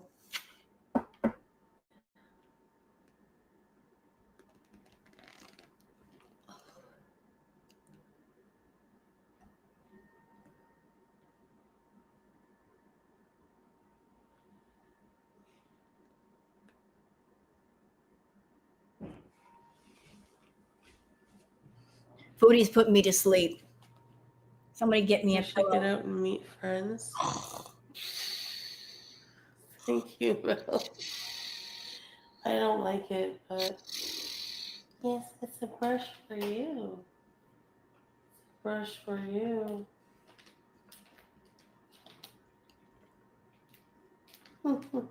Did you like those treats? Did you?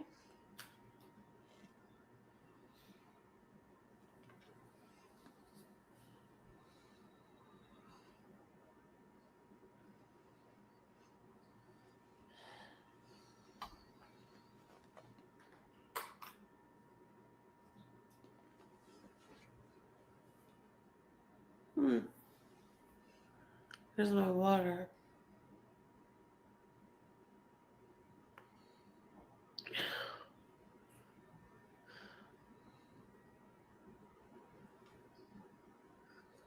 Nato. Hey, Ray. And yes, Joanna, I am pissed off. You should have heard me earlier. And we're not done yet. We are not done yet.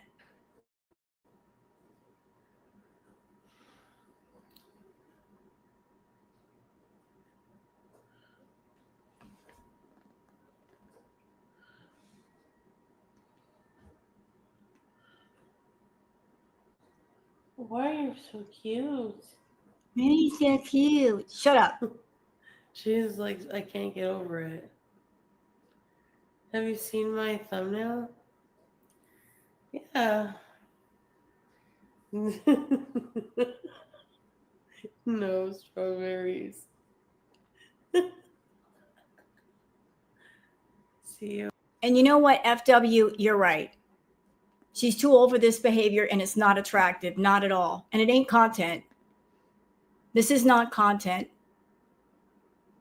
This is Chantal having a channel, and she's coming on camera effed up, and her being effed up, I guess, now is her content.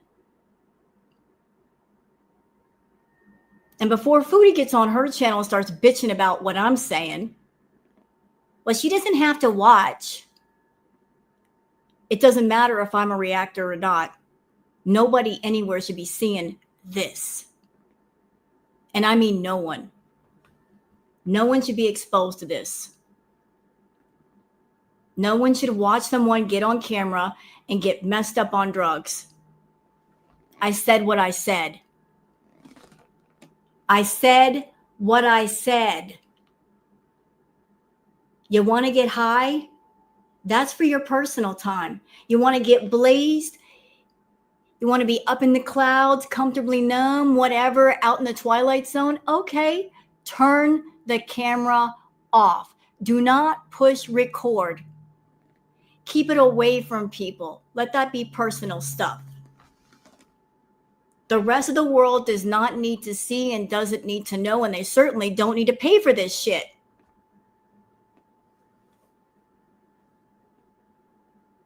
YouTube is not a platform for addictions.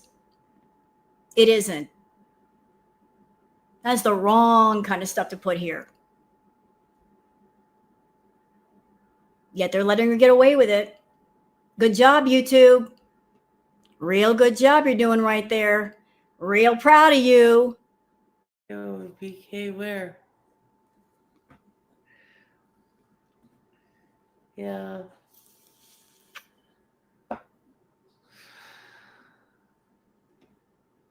Thank you. Hey, Miller. Hi, Mrs. No. Dragonfly.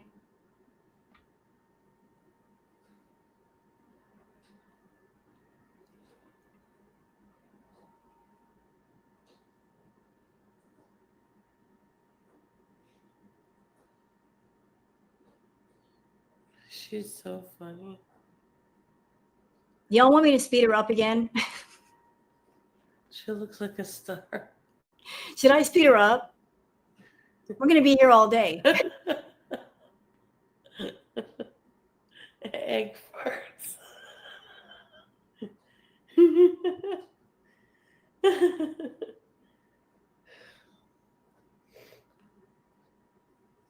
Whatever, I give him shit. I'm like, you were liking Okay, shut up. Shut up, Chantal. Let me speed you up a bit. Quiet. Shh. I got to speed you up. We got to go from edible speed to normal speed. Thank you. We got to take you off edible speed. comments about me. Name one. I'm like, well, if you're watching, there you go.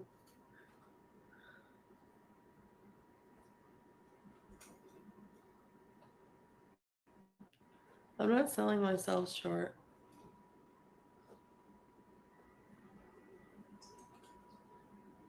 Hi. No, I'm not texting anybody.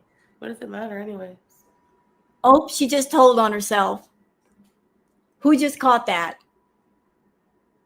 I'm not texting anybody. But what if I am? If I am texting someone? She just told on herself. Rule number 1, Chantal lies. Rule number 2, she tells on herself. Just give her enough time, she tells on herself. Well, what if I am? What if I am texting somebody? She's texting Salah. She wants his attention. I don't know if he's giving it to her. She's already on Tinder. How appropriate that she's on Tinder because her channel and her are going up in flames. So it's appropriate if she's on Tinder.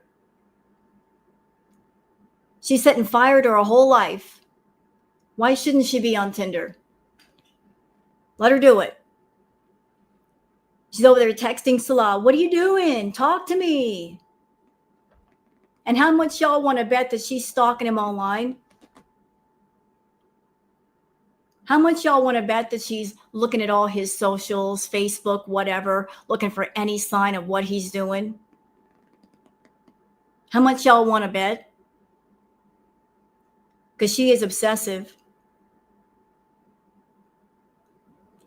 She is. She wants to know what he's up to. She doesn't know what's going on. And it's driving her mad that she's not there and she can't control him.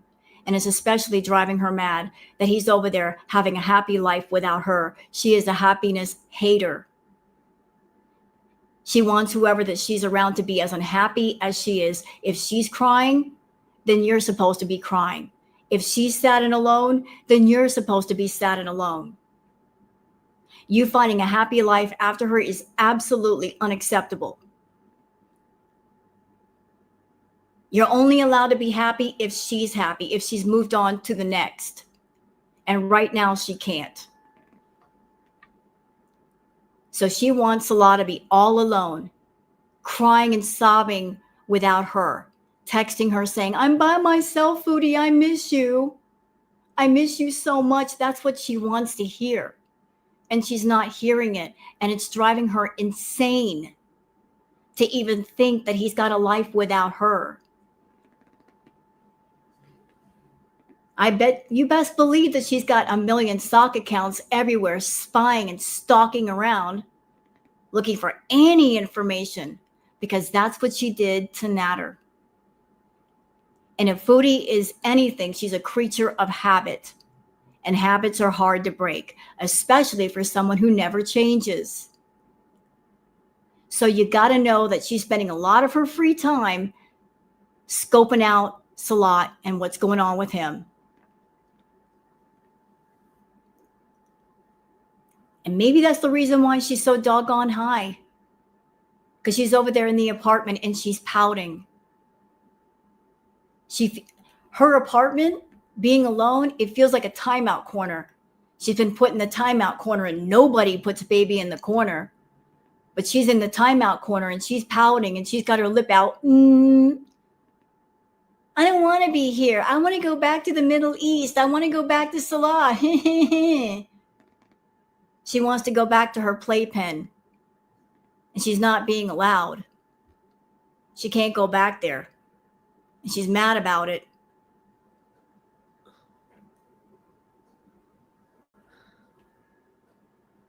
Why are people trying to control who I text?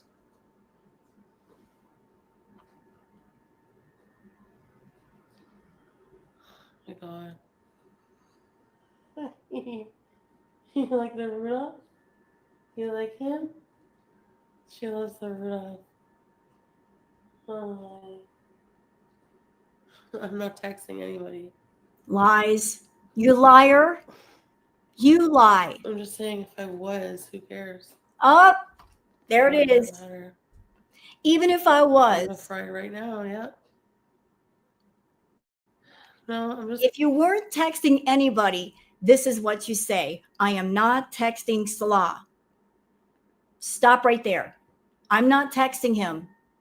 We're done. I'm not texting him. Stop there. Say nothing else. You do not continue with, well, what if I was? What if? There is no if it's over. There's no fucking if. There's none. There's no if in that sentence. Just perma medicated. I'm trying to make it better.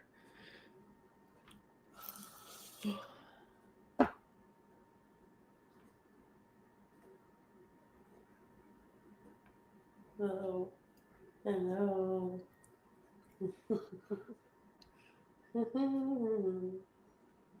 Isn't she so cute? And I agree with you, Brandy. Brandy says she really wants his attention right now. Oh, you're right. She does. But here's the thing.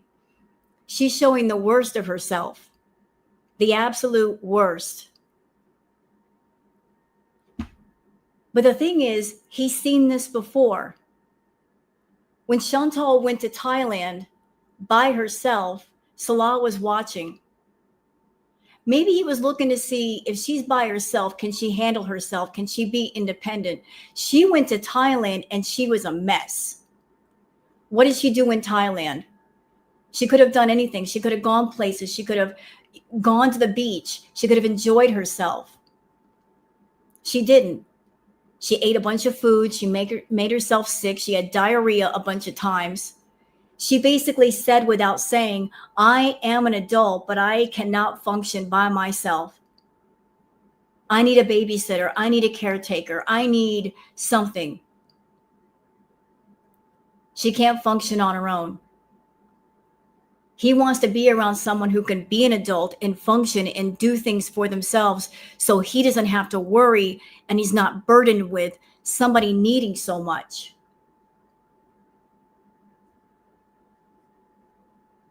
So here she is now, and she's not want to do a damn thing for herself, coming on camera, unbathed, filthy, high. If anything, this is probably reinforcing his thought of, I am so glad that she went back to Canada, or else I'd be dealing with more of this because it's never going to change. She wants to piss people off. True, she does. She does. But it's weird though. In the old days, Foodie had a system. She would do a live stream or she would do a video and she would say kind of triggering things to kick the hornet's nest.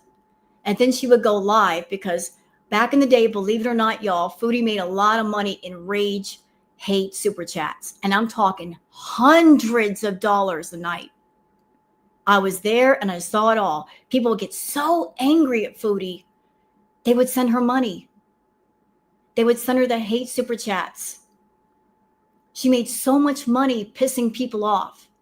But these days, people aren't really giving her a lot of money because of hate. They're figuring out her system. Like, I know she's poking at me to get that money out of me, and I'm not going to bend to her will. Yeah, she made thousands, Zebra, thousands. So she's pissing people off. Why? She's still trying the same old methods to make money, but the methods aren't working. She's a scammer. And the thing about people who scam, you got to keep switching up your methods. You got to keep switching up your tactics, because if the people that you're trying to scam catch on to what you're doing, the game is over. Guess what? People have caught on to who she is and what she's doing. Therefore, the con game is over. You can't play that game anymore. You can't play it the same way. Yet she's convinced herself that her tactics still work. We all are aware of what she does. We're all clocking her before it even happens. And yet she's still doing it. Let me poke at the community using an animal. Let me poke at the community, talk about things I'm doing to the animal. Poke, poke, poke, poke, poke. But she's not getting what she wants. Chantal made two mistakes. Mistake number one, she stayed in the Middle East too long. She thought that while she was over there, that she can come back to Canada anytime. And the moment she landed and she started doing content because of her name, Foodie Beauty, that people would just be so happy to see her back that she'd make money hand over fist. She really banked on that. Guess what? She stayed away too long. Way too long. Second mistake she made. She also thought by getting another cat that maybe her Beezers would give her a lot of money for the kitten, and there'd be so much tremendous outrage for the kitten, and that would bring the hate super chats in and bring the views in, and again, she'd make money. So she thought she was going to make money two ways: landing in Canada and being back in Canada and backing that up with getting a kitten. Neither method worked. Neither method worked. She doesn't understand that, girl world, we are tired. We're experiencing rage fatigue. We're tired of being angry at Foodie. We can't get any angrier. We're at the point where we're numb to the rage, because she's doing the same things over and over. When somebody pokes at you and pokes at you and pokes at you and pokes at you, they're going for the most painful things. After a while, you stop feeling the pain. And it's not that we don't care about that cat. We continue to care about animals. We just can't get mad about it anymore because we know what she's up to and what she's doing and why. And we just can't get any more mad. We just can't do it. And yet she won't stop. She won't fucking stop. So we care about the cat. I care about the kitten. I hope it'll be okay. But I can't get any more mad. There's nothing I can do over here except pray for the kitten. I pray that it goes to somebody else. I pray that it goes to an owner that actually gives a shit. Because I know it won't be Foodie. I pray that it goes to a better life. And it's all I can do. It's all I can do as a person. What else can I do? What can Girl World do? We're caring people that there's only so much we can do over here.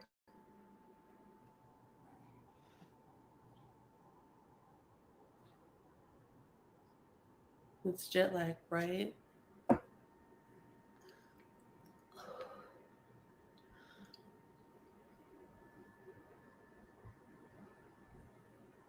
It's a gloomy, freezing day.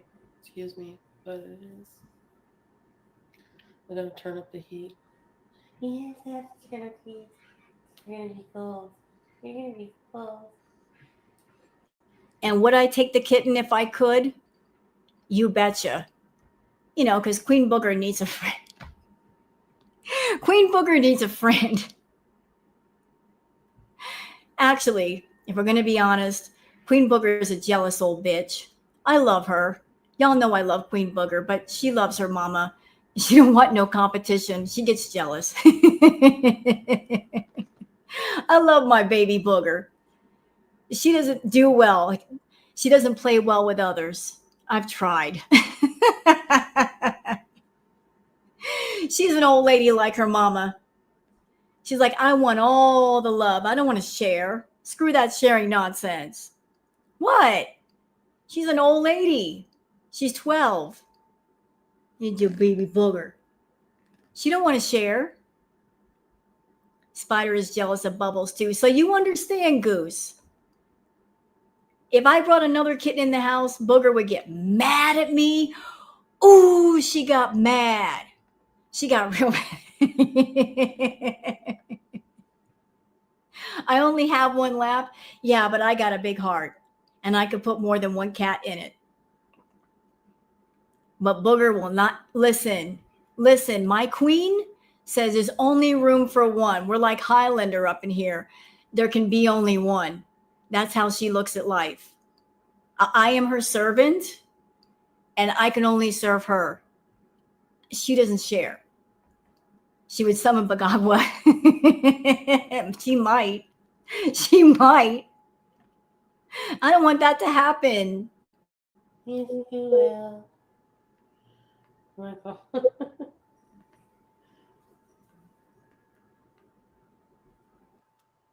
She's so cute.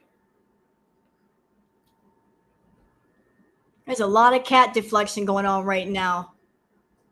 She's so cute. Yeah, we know. Why don't you take care of her, you beast? She's like a Sammy, Samantha. Sammy's? What?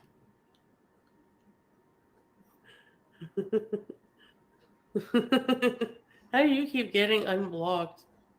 Ugh. Uh-oh. What the hell? Bring that comment up. Y'all see that super chat? It says, did you see Salah Harded hate comments about you? Ooh, somebody's mad. Somebody's about to get mad.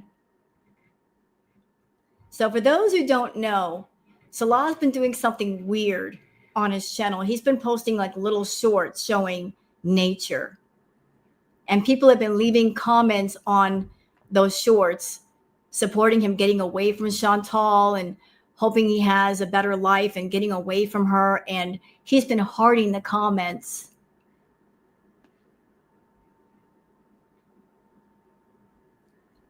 I'm sure she's not happy about that.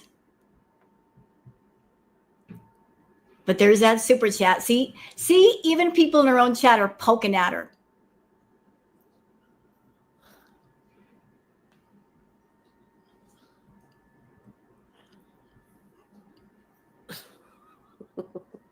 Like, well, she's really too far.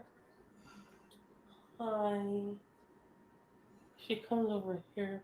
She did earlier. Over here.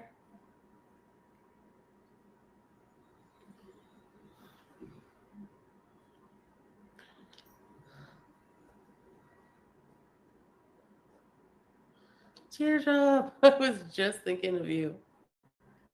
Hello.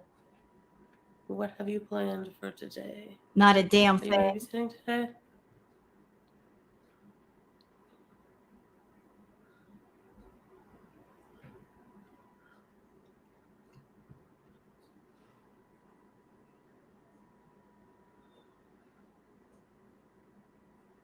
Hmm.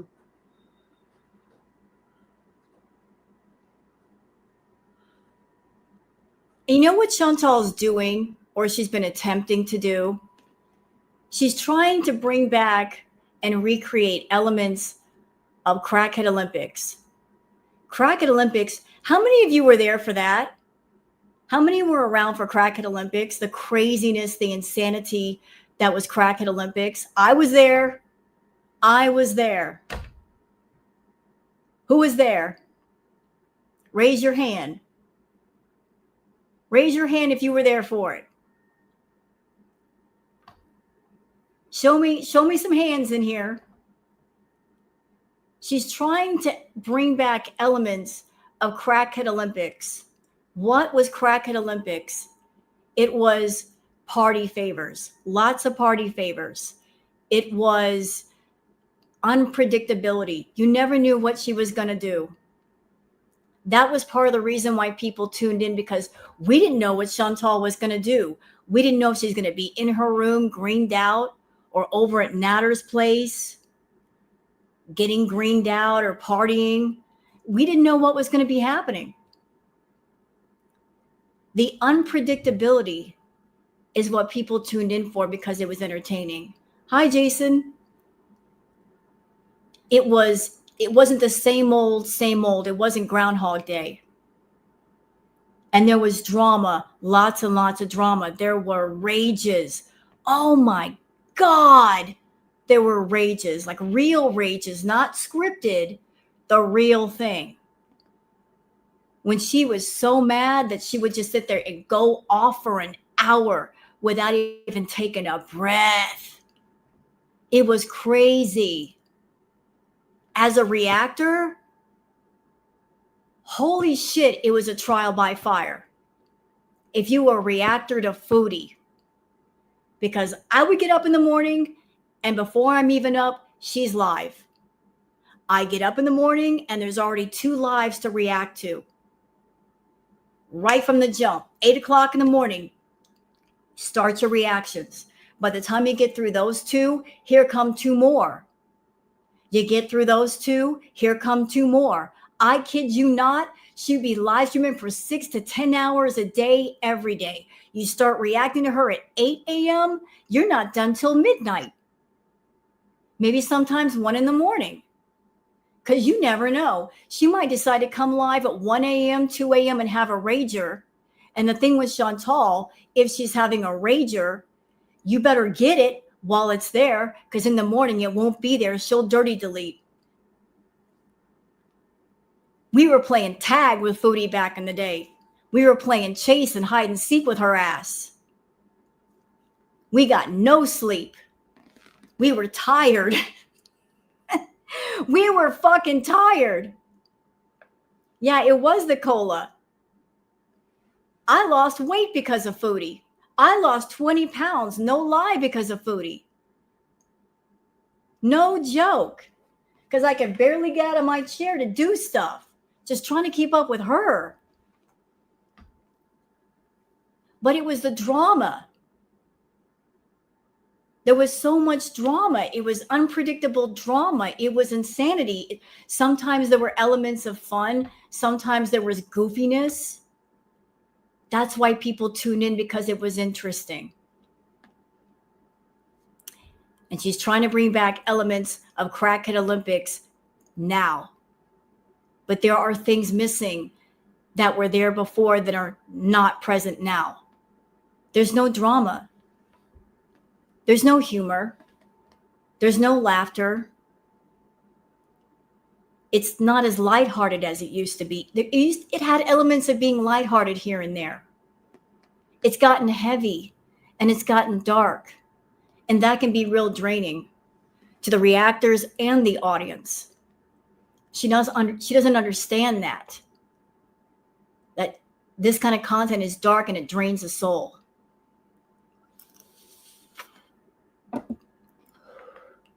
With Crackhead Olympics, it wasn't just her. There were other actors in the play, which made it interesting, which kind of bounced things around, bounced things up. She's trying to do it all herself, and she can't do it all herself because look at her. She's doped up. She's not doing anything. She doesn't want to do anything. She just wants to go down the tubes, and it's her channel. If she wants to, she can. But it's not going to hold interest for very long. And if that's what she wants, that's what she wants. But nobody should see this shit. She wants to get high, then she needs to do it off camera.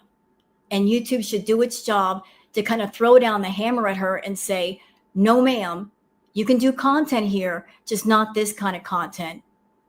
We do not allow monetizing addiction.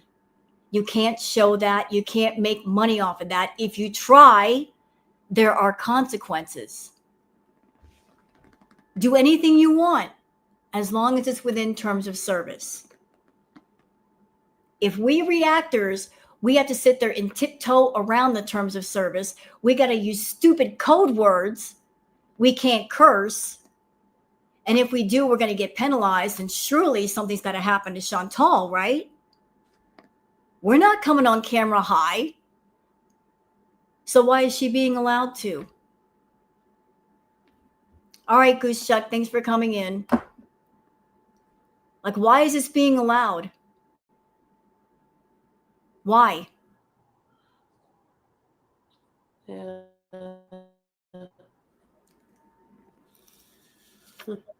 Yes, I summoned Teardrop.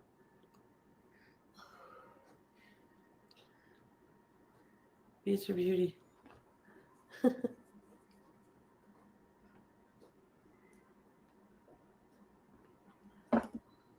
Yeah, like, did you want me to increase my speed of speech? Like, I gotta increase the heat skills.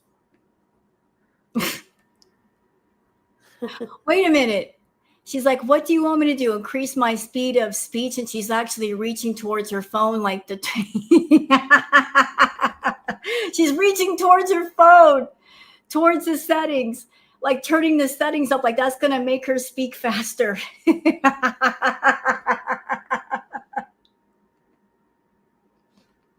Girl, that's not how it works.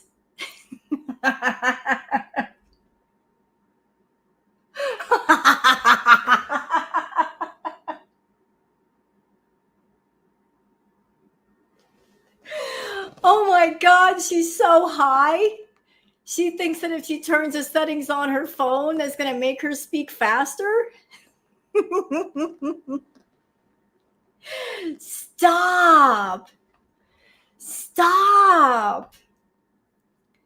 Oh,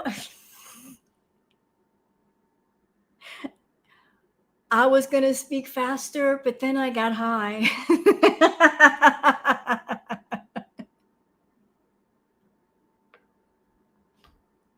She actually reached for her phone like, I got to go on YouTube and mess with the little dial thing, and it's going to make me talk faster. You did not just try to do that. You did not. Thanks for the funny moment, Foodie. You're a comedian today.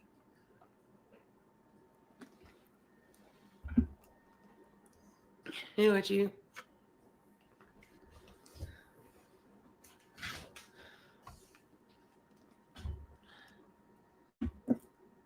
Hmm.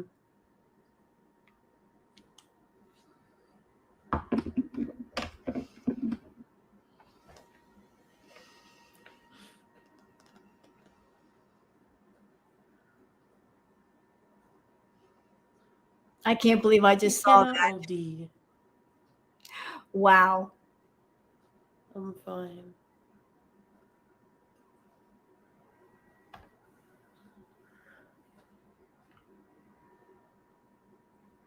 I forget what my Instagram is.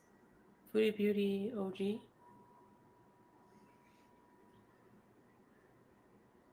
Is it me? Am I wrong? Like, since she started this live stream and she started talking slower than when she first started, it feels like she slowed down even more. Or am I hearing it wrong? I swear that she slowed down even more than when she first started. Like, she started out talking slow and now she's talking slower. I don't know what she's taking, but it must be kicking in right about now. Well, where are we at on this live stream? Okay, yep. The timing is just about right. We're at 29 minutes and 34 seconds. So if she took something, it'd be kicking in right about now.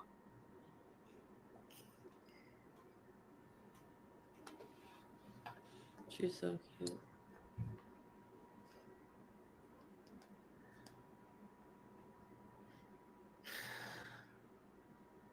She looks like she should cost a lot of money, but she didn't, you know. Hey everyone. Uh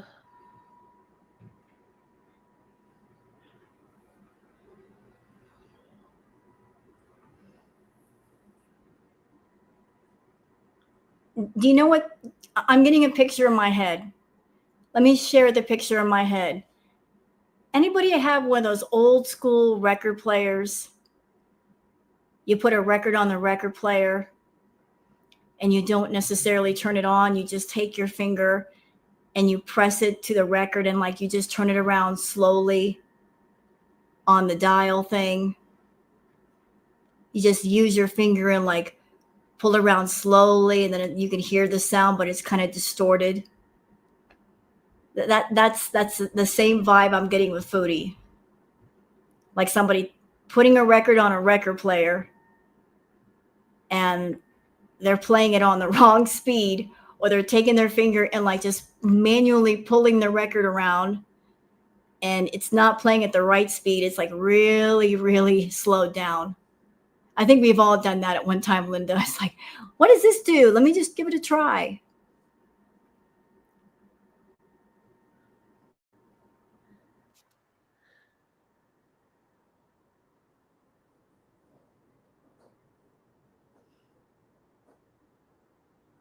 you're gonna have a piece of pumpkin pie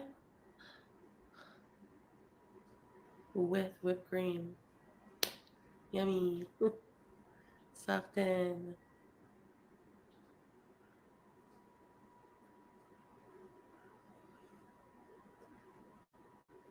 I have a question. Patricia Ingles says you have two lives going on at once. Do I have two lives going on at once? That's odd. I'm streaming through StreamYard, and StreamYard connects to my YouTube. So there should be only one live. I don't know how you could do two at once. Do I have two at once? How is that possible? Do I? I apologize. I don't know why it's doing that. I'm streaming off of StreamYard, which connects to my YouTube channel. I do. Vertical and horizontal. Doggone it. I hate YouTube. I apologize, y'all. I don't know why it's doing that. I don't know how I do it either. Huh. There's a regular video and a vertical stream. I thought it was me. I apologize, y'all. Like, StreamYard started adding a whole bunch of buttons. They added the vertical thing. I'm like, I don't even know what that is. I don't know why it's doing it. But thank you for letting me know. I'll have to fix that later. I apologize for that, guys. I'll fix that. I don't know why StreamYard's doing that. Weirdos. StreamYard, you have one job and you're messing it up. Let's keep going though.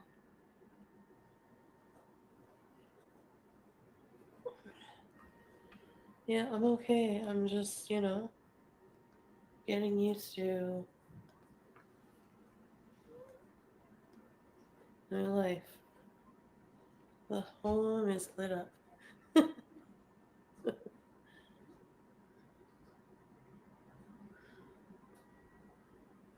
haven't had any pumpkin pie yet. Uh,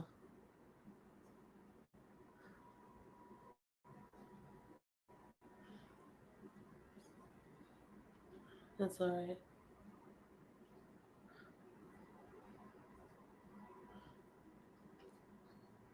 So boring. Well, what do you want me to do? Thank you, Patricia. Like,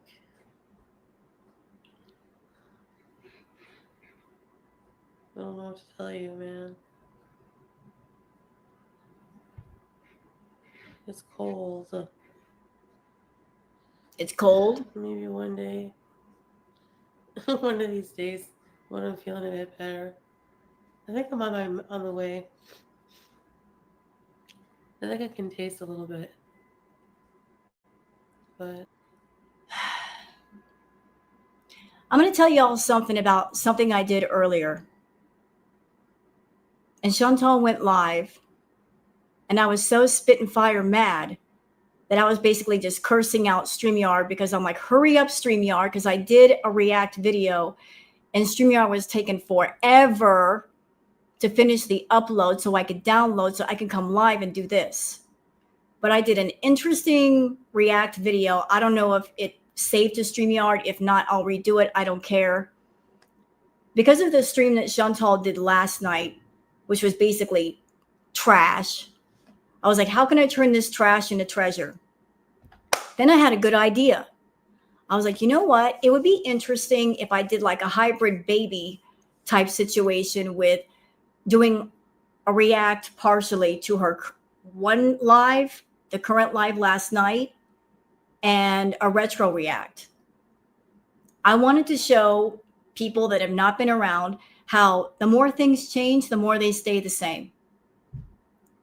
So I showed her current live stream, a little bit of that, not too much.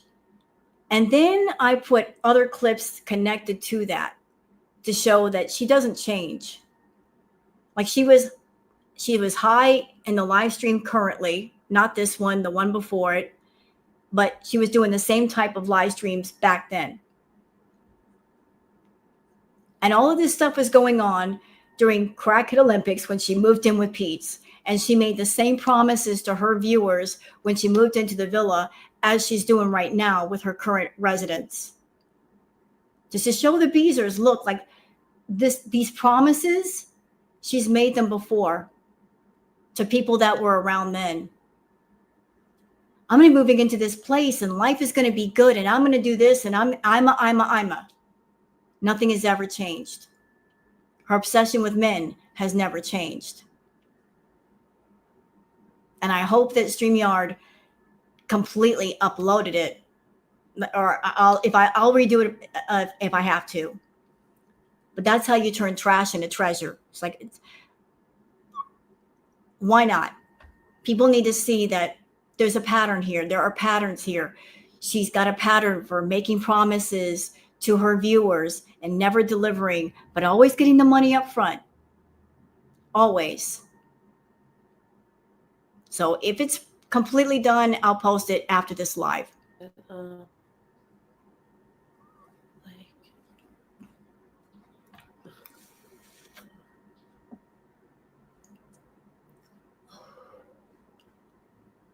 There's transition periods in life,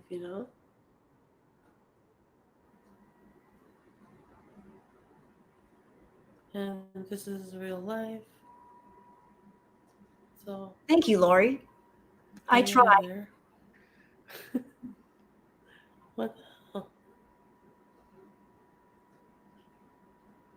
Oh, teardrop, my chat wasn't updating. Just to let know how depressed I am. Yeah. You know what? Let me do something for y'all. Give me just a second. I'm doing something for y'all. There we go. Why didn't I do that to begin with? I just blew up her chat so you guys can see what the beezers are saying. That's better.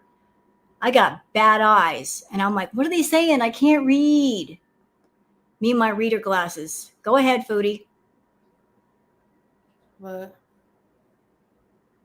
anyway, yeah, he knows I have mental health issues. I don't think he knows how depressed I am extra right now, actually. But that's normal.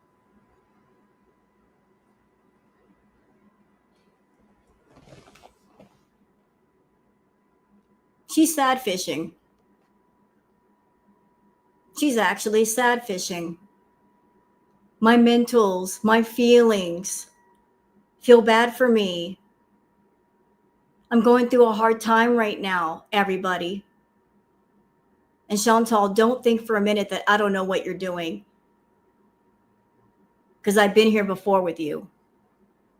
You're very manipulative, not just with the things you say, but the things you do.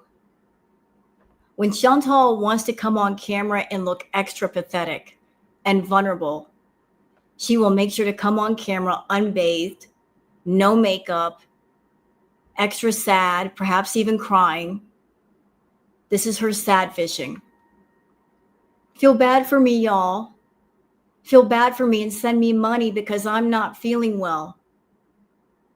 Open up your purses and your wallets and give me money.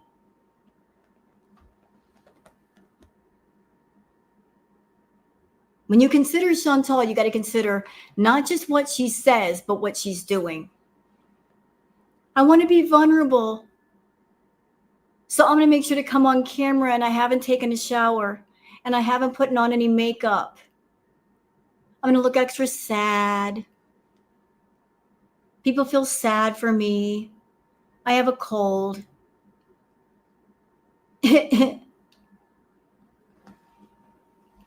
She's sad fishing. Yeah, they do give, but they can't give as much as they used to. The well's running dry. So look at her. I'm so sad. Look at me with the dramatic side stare off into space. Oh, woe is me. Whatever shall I do? My heart is broken. I'm in this Lifetime movie of my own making. I'm the director. It's a story about a woman in love with a man. She traveled to the Middle East. She fell madly in love with a man. And then she had to come back to Canada. And now it becomes a tale of drama, sadness, tears. The heartbreak is so real. Whatever shall she do? Let's find out. In this Lifetime movie called The Fupa and the Restless. Only on Lifetime.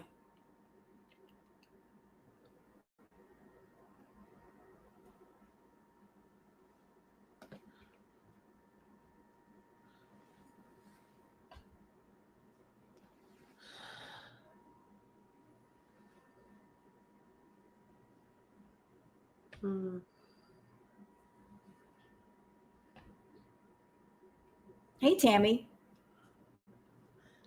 I might be traumatized. Who knows?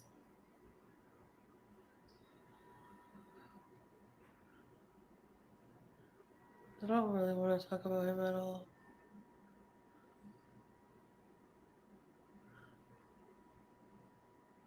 Yeah.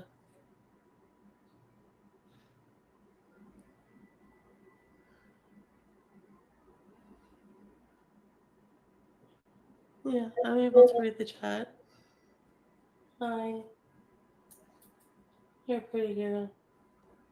Look at her zoning out. Hi. Looking over at the cat. Hi. Cat don't care about you. Leave it alone. Look at your chat. Hello, McFly. The chat is in front of you. Lots of people. They came to your chat to talk to you. Why aren't you talking to them? They're the ones that are giving you money or could potentially give you money. Why aren't you paying attention to your paying customers? Bad customer service. Boo. Throw the tomatoes. Why aren't you paying attention to people that could potentially give you money? Or is it because they already gave you money and they're just about out now, and so therefore they don't get your attention? Got it.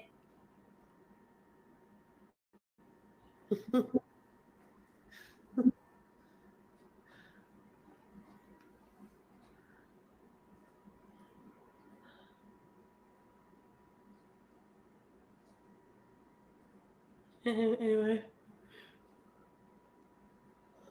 I feel like I just want to sleep for like days.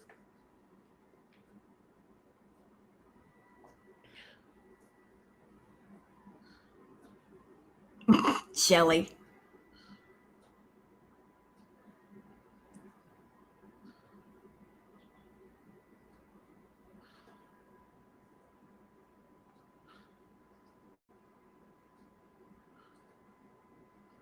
This is riveting content, is it I not? can't keep up. I'm on the edge of my chair. I'm on the edge of my chair. I'm just hanging on to my seat. I'm trying to like.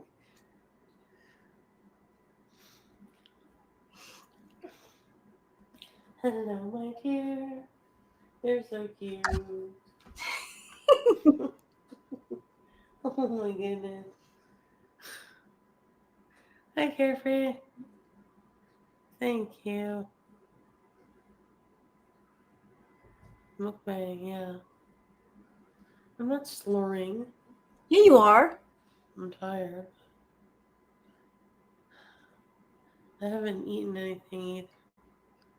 And I'm losing my voice a bit. Wah, wah.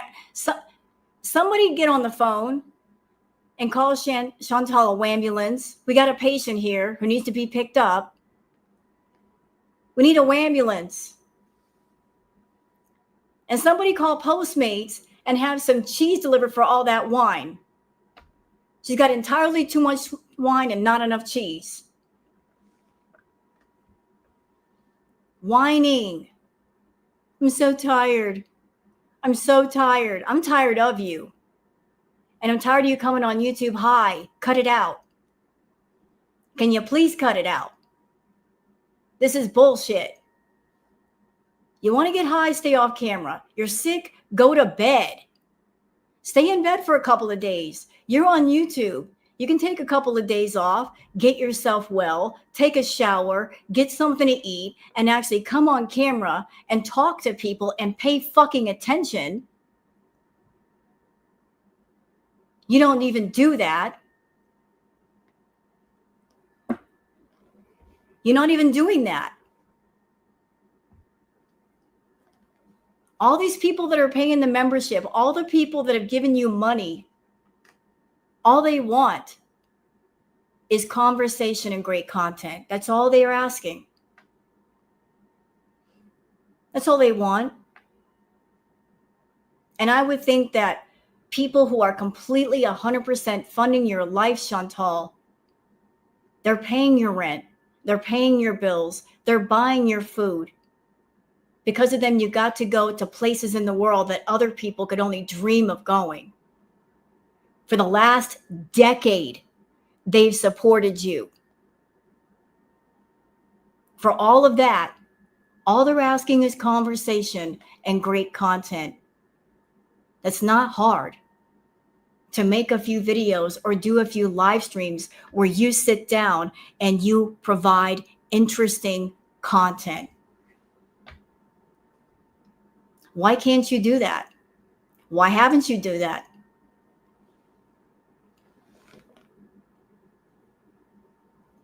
A few videos, a few great live streams are too much for you? You ungrateful brat? Your problem is you do not appreciate what you have.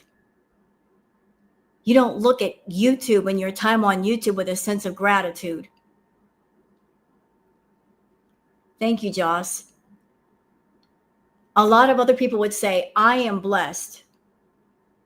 I just happened to get on YouTube at just the right, and I built my channel up, and I'm at a point now where I don't have to worry about getting the bills paid. I don't have to worry about getting groceries. A lot of other people in the world right now are suffering. A lot of people have lost their jobs, had their hours cut. They have to worry about buying groceries. They are splitting pennies to pay the bills. And you have been blessed, Chantal. You got blessed long ago. And you've still been blessed. Because if it wasn't for YouTube, where the hell would you be? What would you do? You aren't blessed that you're not having to suffer like that or worry like that. All by the grace of other people, all by the grace of YouTube and Google AdSense.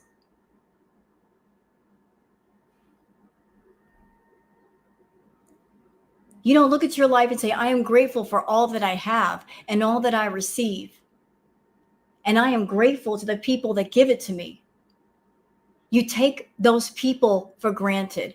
You take YouTube for granted when you shouldn't. And you're over there saying, I have nothing. I disagree. I really disagree. I think you have more than enough to do what you need to do. It's just that you don't want to do it. You're looking at it all wrong. You're looking at it from an ungrateful brat perspective. To change your life, you got to change your mind. You're not willing to change your mind. You take for granted what the universe gives you, what people give you. You know what the irony of this whole situation is, chat? I remember back during Crackhead Olympics, during the infamous Cuba rages, that FOODIE, she was in Cuba and she was making a lot of money. Ooh, she was making a lot of money. And she went to Cuba and she was complaining about the money. This was back when she was making $20,000, $30,000 a month. And she said over and over again, I have so much money. I hate money. You know what? The universe heard her and said, oh yeah, you hate money? Well, let's just fix that. You're unhappy with money? Let's just fix that situation. And the money went. So she wasn't happy with a lot of money. And she was unhappy. She's unhappy being broke. So where exactly is her middle ground? I don't think there is one. She's not happy being alone. She's not happy when she's with somebody. She wasn't happy in the Middle East. She wasn't happy in Thailand. She wasn't happy in Cuba. She's not happy with her roommate, but she doesn't want to be alone. She's not happy with her cats, so she got rid of them. What exactly makes Chantal happy? What exactly makes her happy? I don't think she even knows.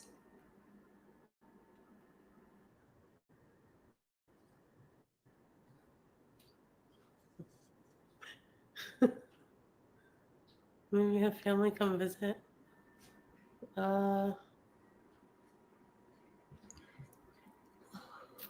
Maybe at some point.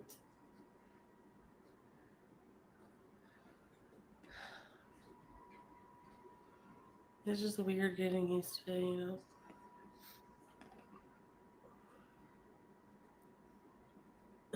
know? Whatever.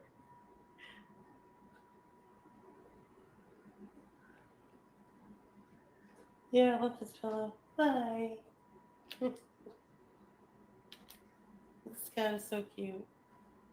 More cat distraction. Look over here. Don't look over there.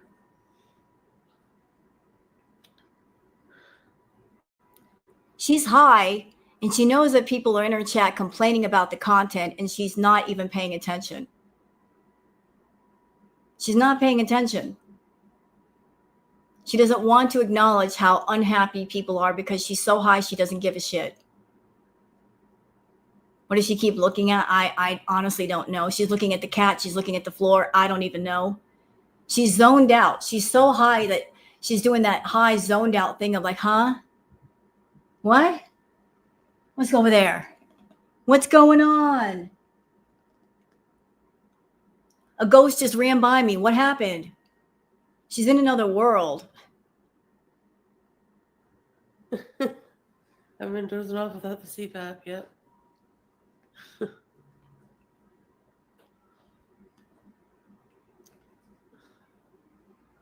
Okay, maybe it's annoying for you to watch, but for me, I feel like I'm medicated because like I don't know. It's just hard right now. Transitioning, you know?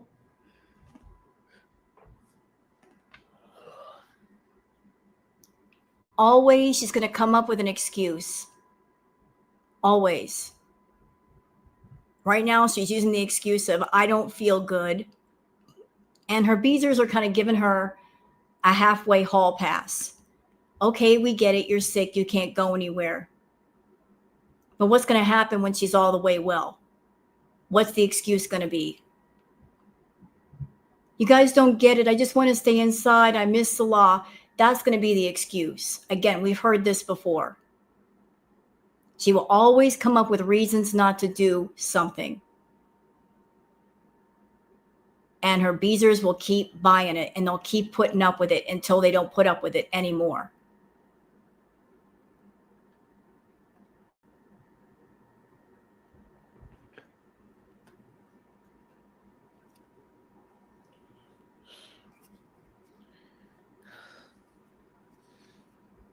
Oh, you still can't read the chat? Here, let me fix that. I thought I blew it up. Hold on. I blew it up. It's like 175%. Oh, uh-oh. No, can't do that.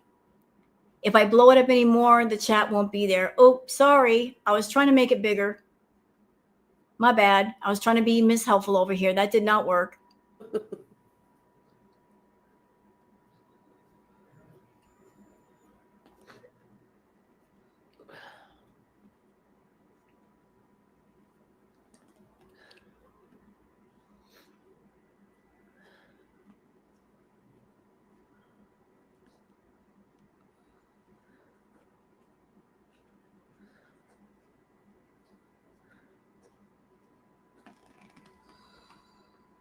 I know, teardrop, yeah. I love you guys. It's okay. I love you guys.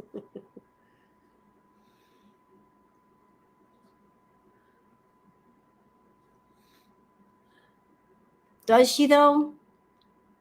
Does she care about her supporters? Does she care about her subscribers? Because if she really cared about her subscribers, she wouldn't come on camera this way. She would have enough respect and care for her audience that she would not expose them to all of this. If she cared about them, why would she expose them to all of this? Why would she want them to see her this way? Why would she want them to be concerned and sad and stressed out? For nothing. Why would you do that to people if you don't have to? I would think there'd be more concern expressed by keeping the camera off than turning it on.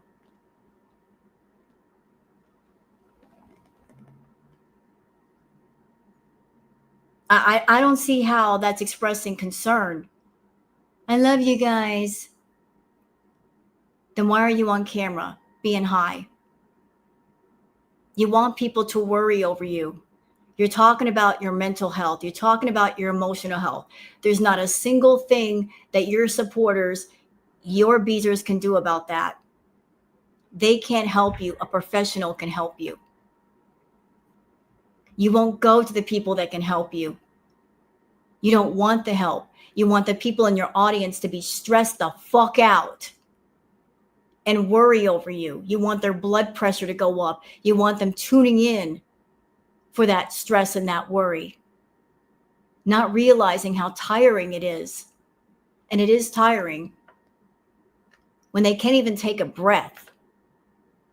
There's no happy moments in between. You got to give people a break, Foodie. Every once in a while, you got to give them a break. People get tired of worrying.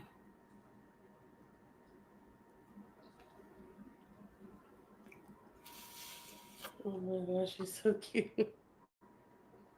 He's so cute. And another thing, Foodie's a narcissist. Let me tell y'all something about narcissists. You probably already know this yourself. Maybe you've had somebody in your life who is a narc. Narcs don't care about people.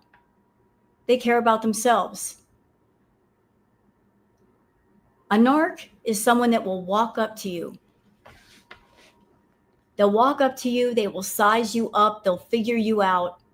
They'll ask you questions. They'll figure out how useful you might be to them, what resources you might have, if you're connected to some kind of social circle they want to be a part of, if you've got money. They'll take notes mentally of what you can do for them, how useful you can be to them. And depending on how useful you are or how valuable you are, based on their needs, that's where they put you on the ladder of priority. When they need you, and only when they need you, do they care about you. When they have a need, then they care about you. But the moment they don't need you, well, you're not going to get a phone call. You're not going to get an email. No dropping by your house, no coffee visits, no nothing. They'll ghost you. They won't call. They won't make contact. They'll expect you to chase them down. And that's how Foodie operates. When she needs someone, she'll love bomb people or a person. She'll be around. But the moment there's no more need, she don't care. She really don't care. You are of no importance. None at all. None. So right now she needs her beezers. She's all alone. She's using them to fill up the time of her loneliness. She needs someone to pay attention to her when she's high. But if she had money and if she had a companion, guess what? Don't really care about the beezers. They're only important when she needs money and when she feels lonely. So does she really care? I don't think so. Okay.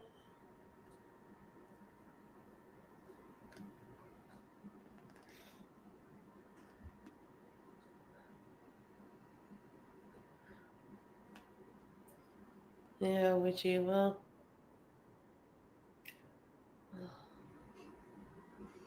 I just want to get cozy in bed. Joanna, I agree. I agree she needs consequences. But here's the thing. I know that girl world, we all want to see Chantal. We want to see a public display of her consequences. We're looking for something big. We want that big, boom, knockout punch. But sometimes karma don't work like that. The thing is, karma's been at the party the whole time. It's been working on her slowly, behind the scenes. I've known this for a while. Karma has been at the party, sitting in the corner, back in a chair, in the shadows, on its phone. And Justice has been sitting in another chair across the other side of the room. And they've been watching Chantal. And they've been texting back and forth. Justice has been saying, Are you seeing this shit? Are you seeing it? Look at what she's doing. Look what she's saying. Are you seeing this? And Karma has been saying, yeah, I know. I know. I'm taking notes. I'm putting it in a spreadsheet. I'm taking notes. I'm adding it all up. I'm adding it to the bill. Don't worry. I'm on top of this.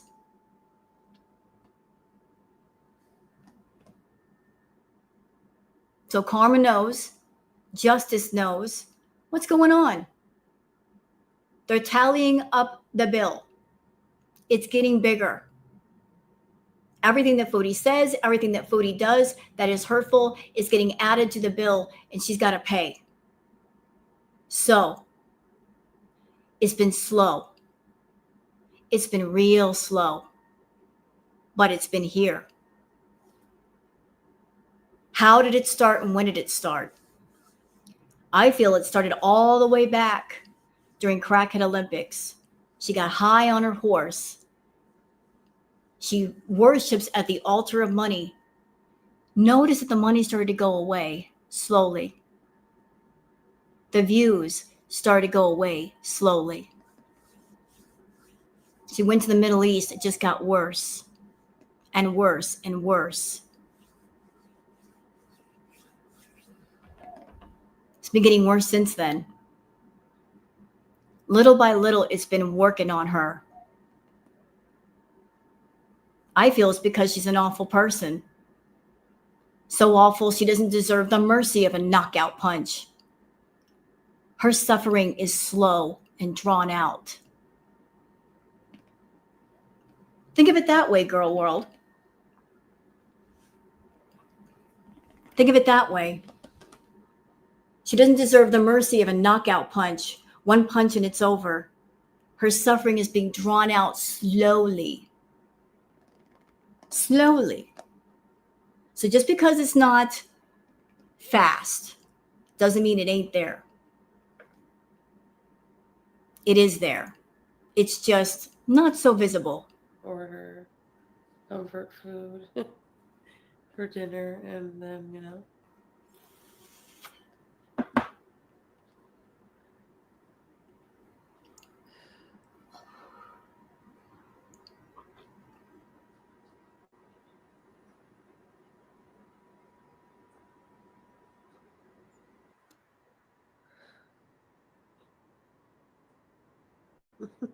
No, strawberries. That's fine. You can green out.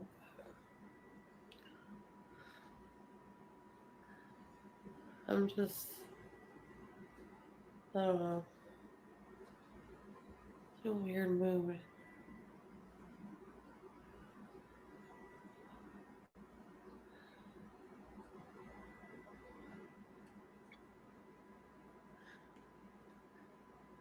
No. I don't want a scooter.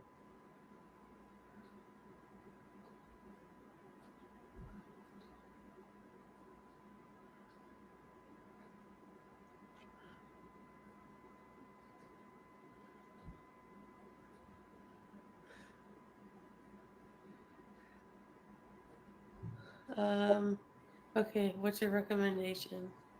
Teared up. I'm trying to think the ones I've watched. Do I have to speed her up again? We're almost done. Do I have to speed her up again? We're almost done. Should I speed her up? It's just getting worse. Whatever, Chantal, whatever you're taking, it's pretty powerful.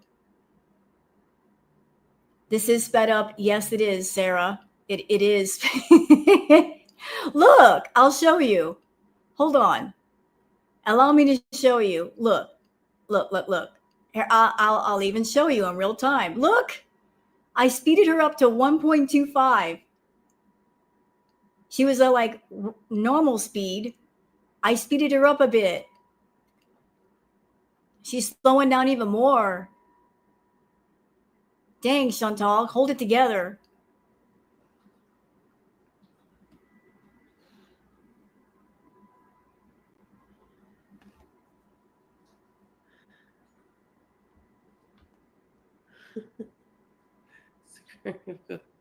Okay, I believe there's some confusion in my chat. Let me clear it up. Hold on, hold on. So fall leaves. FFG has the girl gang. Those are the people that watch her. Girl World is the community of people that react to people such as Amberlyn Reed and Foodie Beauty. I react to Foodie Beauty. Other people react to Foodie and Amber. That is the community, and the community is basically called Girl World, to clear up some confusion. So the FFG has the girl gang, and the girl gang is FFG's got her channel, and Girl World is the entire community. Thank you. I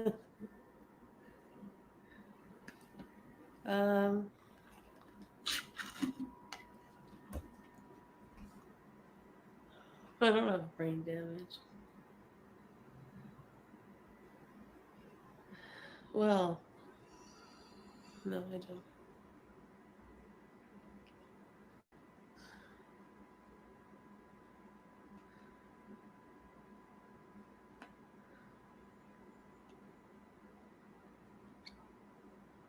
Spread it away.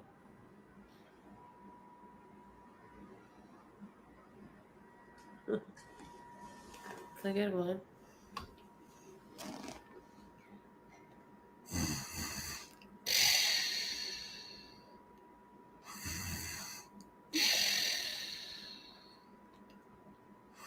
I'm cold. I'm gonna take a little nap. Kita. Hello. The Frankenstein.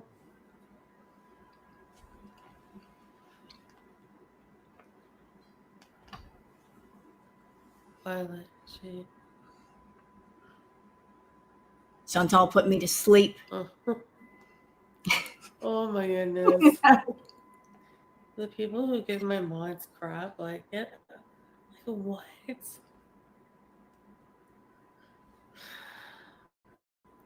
You know, I'm sitting here thinking about something.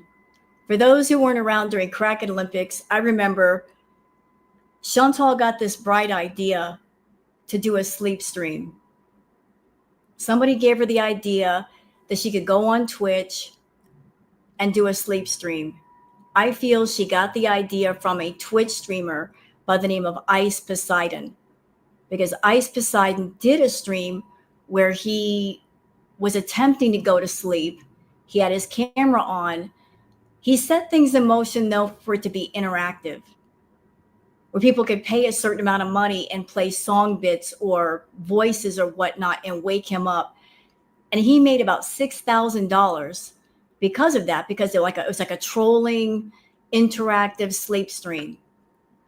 Chantal heard, oh, I can make money while sleeping. Well, I'm all for that. So she wanted to do a sleep stream. Problem is, she didn't really research it well. The fact that it was interactive and the trolling was part of the fun. So she wanted to do a sleep stream. And she was on Twitch for 4 hours. And it wasn't really interactive. She just laid in bed with the lights off, acting like she was sleeping, staring at her TV across the room. She was expecting people to give her money. And after 4 hours out of a 12-hour live, she cut it off. So it really wasn't successful. But I got to tell you what, Chantal, if this might be considered a sleep stream because you're putting people to fucking sleep. I'm ready to get my pillow out and get in my PJs and just knock myself out. Anyway, I think I'm gonna go rest. I'll just curl up with Queen Booger. And then come back more alert later.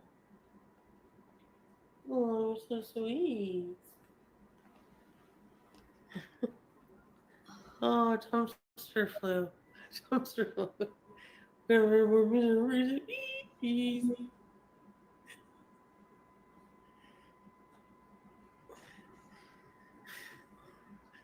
dumpster flu. Just me, you're falling asleep. We're almost done, I promise. Hold on. How much longer we got left? Yes. Yeah, I will, Teardrop. We got another 6 minutes. I'm just so like, you know. Chantal's making it seem like 6 minutes is turning into 6 hours. I still have like the whole bottle. I can show you. What am I gonna order? That's a good question. What should I get? I kind of want to sleep. Go to sleep. So I can sleep, bitch. Go to bed. What time is it? 3? I have not seen the substance. Isn't it though, Boricua? I'm in slow motion. It's malo. Yeah, I am very much so.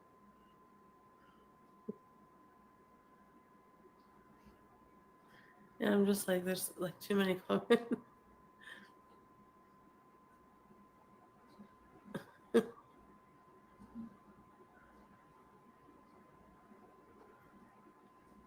Okay, that's a good question in my chat. Lock Dog says, is she purposely making her back to Canada content terrible so people want her to go back to Syria? I don't know. I really don't know. I really couldn't tell you that. I don't know if she's purposely making her content bad because she's trying to hold good content hostage. If the view is, well, I'm not going to do anything and I'm not going to go anywhere unless I get more money. And Chantal's done that before. She's told people, if you want me to get another cat, you got to pay for it. You want me to go somewhere, you got to pay for me to go eat a meal. You got to pay for me to go somewhere.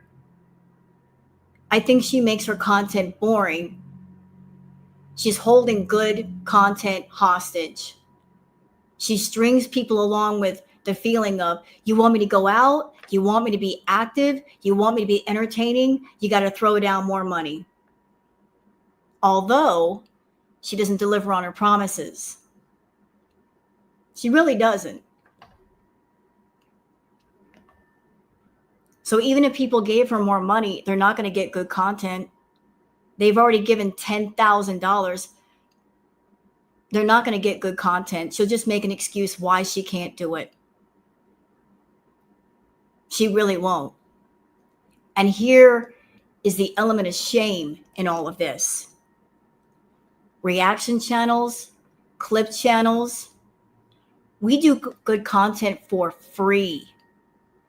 We don't go to our audience and saying, hey, you want to be entertained, you want to laugh, you got to pay for it. Throw us money on PayPal and we'll do something a little bit extra. We'll throw you a little something, something. We don't do that to our audiences. We do it because we want to do it. And let me tell y'all something. My hat goes off to every archive channel, every reaction channel, because it's not easy reacting to Chantal. It's not easy taking this garbage, non-tent, this blandness, this nothingness, and making it interesting. We have so many wonderful, talented, artistic, honest, creative people in this community. Chantal should be godsmacked. The amount of diversity, creativity, thought, honesty, sincerity that is in the community is mind-blowing. Do you hear me? I mean, look at all the different ways that people talk about her. You got people who react to her in different ways. We've had channels like Dank Fupa doing animations, very funny animations. You got people like Cheyenne Jasmine doing comedy skits. People taking this content and twisting it in all kinds of creative ways. Isn't it great? How one bland, boring person can just mushroom into all this creativity. Different ways for people to be entertained, different points of view, different opinions. It's brought out a lot of creative in people, a lot of artistic in people. Yeah, the different perspectives, the different styles of reacting, the different opinions to reacting. That's skill. People make it fun, they make it interesting. And content like this shit, because that's what it is, it's shit. They gotta work. They putting in the work. The archive channels, the people putting out documentaries. Do y'all know how much time that takes? Hunting up all the different clips, putting them together into a timeline. That takes days, sometimes weeks to do that. It's like putting together a movie. Holy shit. I know someone that did one of those. It's just like, it took them forever. Hunting down all the Chantal stuff that has been dirty deleted. A lot of work. A lot. So, Girl World is amazing. The people in it are amazing. Those of you watching this react, you guys are amazing. It's all a community. And we're all a part of it. Go out and do something.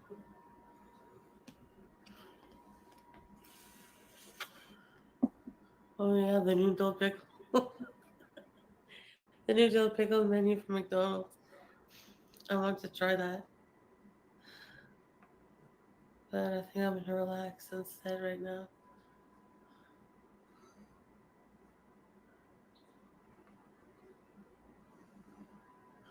Dill pickle stuff, gross.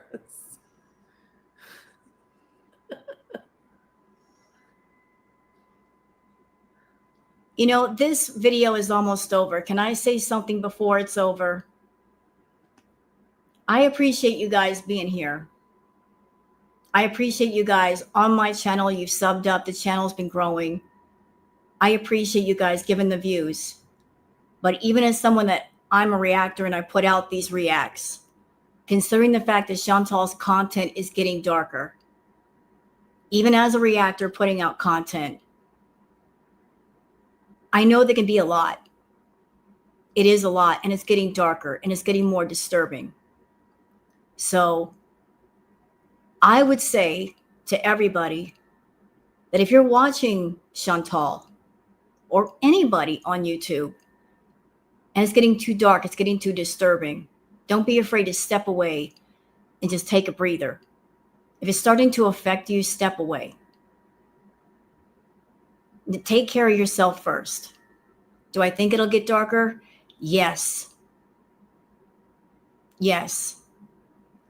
Who's live now? Foodie? Oh, damn. I don't care. She's probably high again. Unless she's not. Which I doubt that she's sober. Ugh. Ugh. No. Fuck off, Foodie.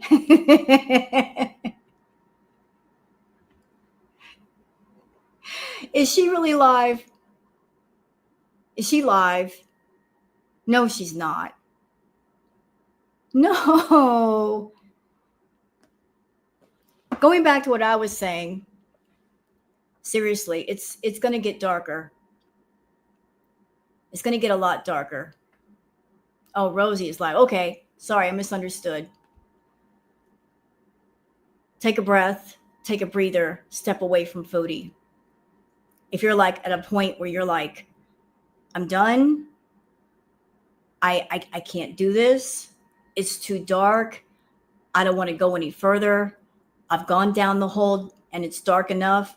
I don't want to go down deeper. Make that decision for yourselves. Take care of yourself first. Okay?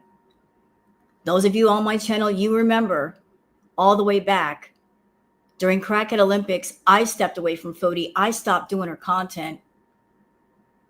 When she started talking about DV and SA, I stepped off. I turned away from her. I couldn't go down that hole. I couldn't go down any deeper.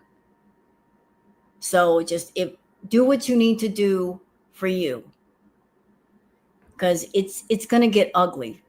Trust and believe it will. And I'll tell you why. I'll give you a heads up. What we're watching is someone who is falling apart from the inside out. This isn't just somebody doing chemicals. She's literally falling apart from the inside out. Her health is bad. Her mental health is bad. Her emotional health is bad. She can't cope on her own. Yes, I know that, Marina. And that's why I'm saying it's going to get worse before it gets better. So it might get darker. It might get more disturbing. Yeah, I agree, Locke. I don't know what direction it's going to go. I don't know how long it's going to take. But I'm giving you guys a heads up. This part of the Foodie Beauty story is going to be different than any other.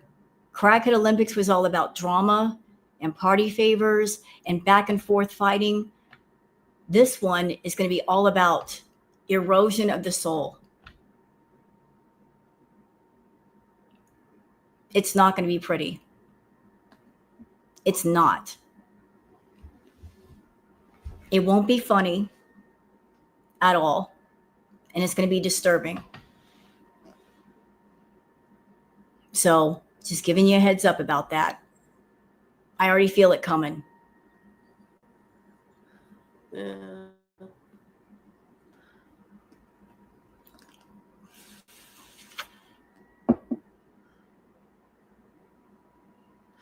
She's so cute. Anyways. Yes, that's it. I'll come back a bit later. I do love this pillow.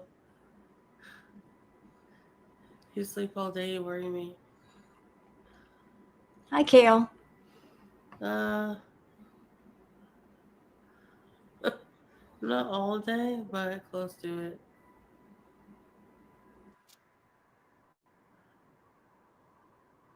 Yeah. Miss you too.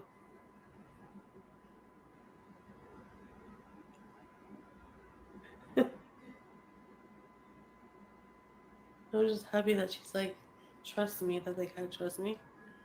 I'm just tired. Anyways, I just need to get through some stuff.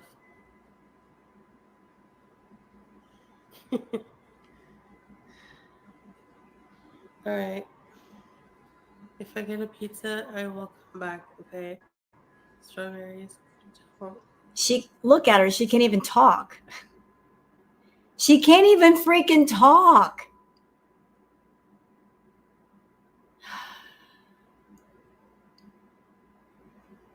She can't even form a word. Don't worry. I will. Bye for now. So that's it, y'all. That was the live stream. That was it. And as bad as it was, y'all ain't seen nothing yet. This is just the beginning. This is just the beginning. Y'all think it's bad now. Wait. Just wait. Y'all ain't ready for what's coming. It's going to be bad. Real bad. And I'll be here reacting to Chantal as I do. And I normally don't do lives, but I had a lot of things that I had on my chest. You guys heard what I said. I don't want to see her come on camera this way. She shouldn't showcase her being high. She shouldn't monetize being high. She shouldn't be broadcasting this out to other people. And YouTube shouldn't be allowing her to be high. But it's really up to YouTube to turn the faucet of money off. If she's going to do it, she needs to do it privately. We don't need to witness this. This doesn't need to be a spectacle. This is not a three-ring circus. Nobody wants to see this. This is not entertainment. But YouTube is at the heart of it. They got to do something. It's their decision.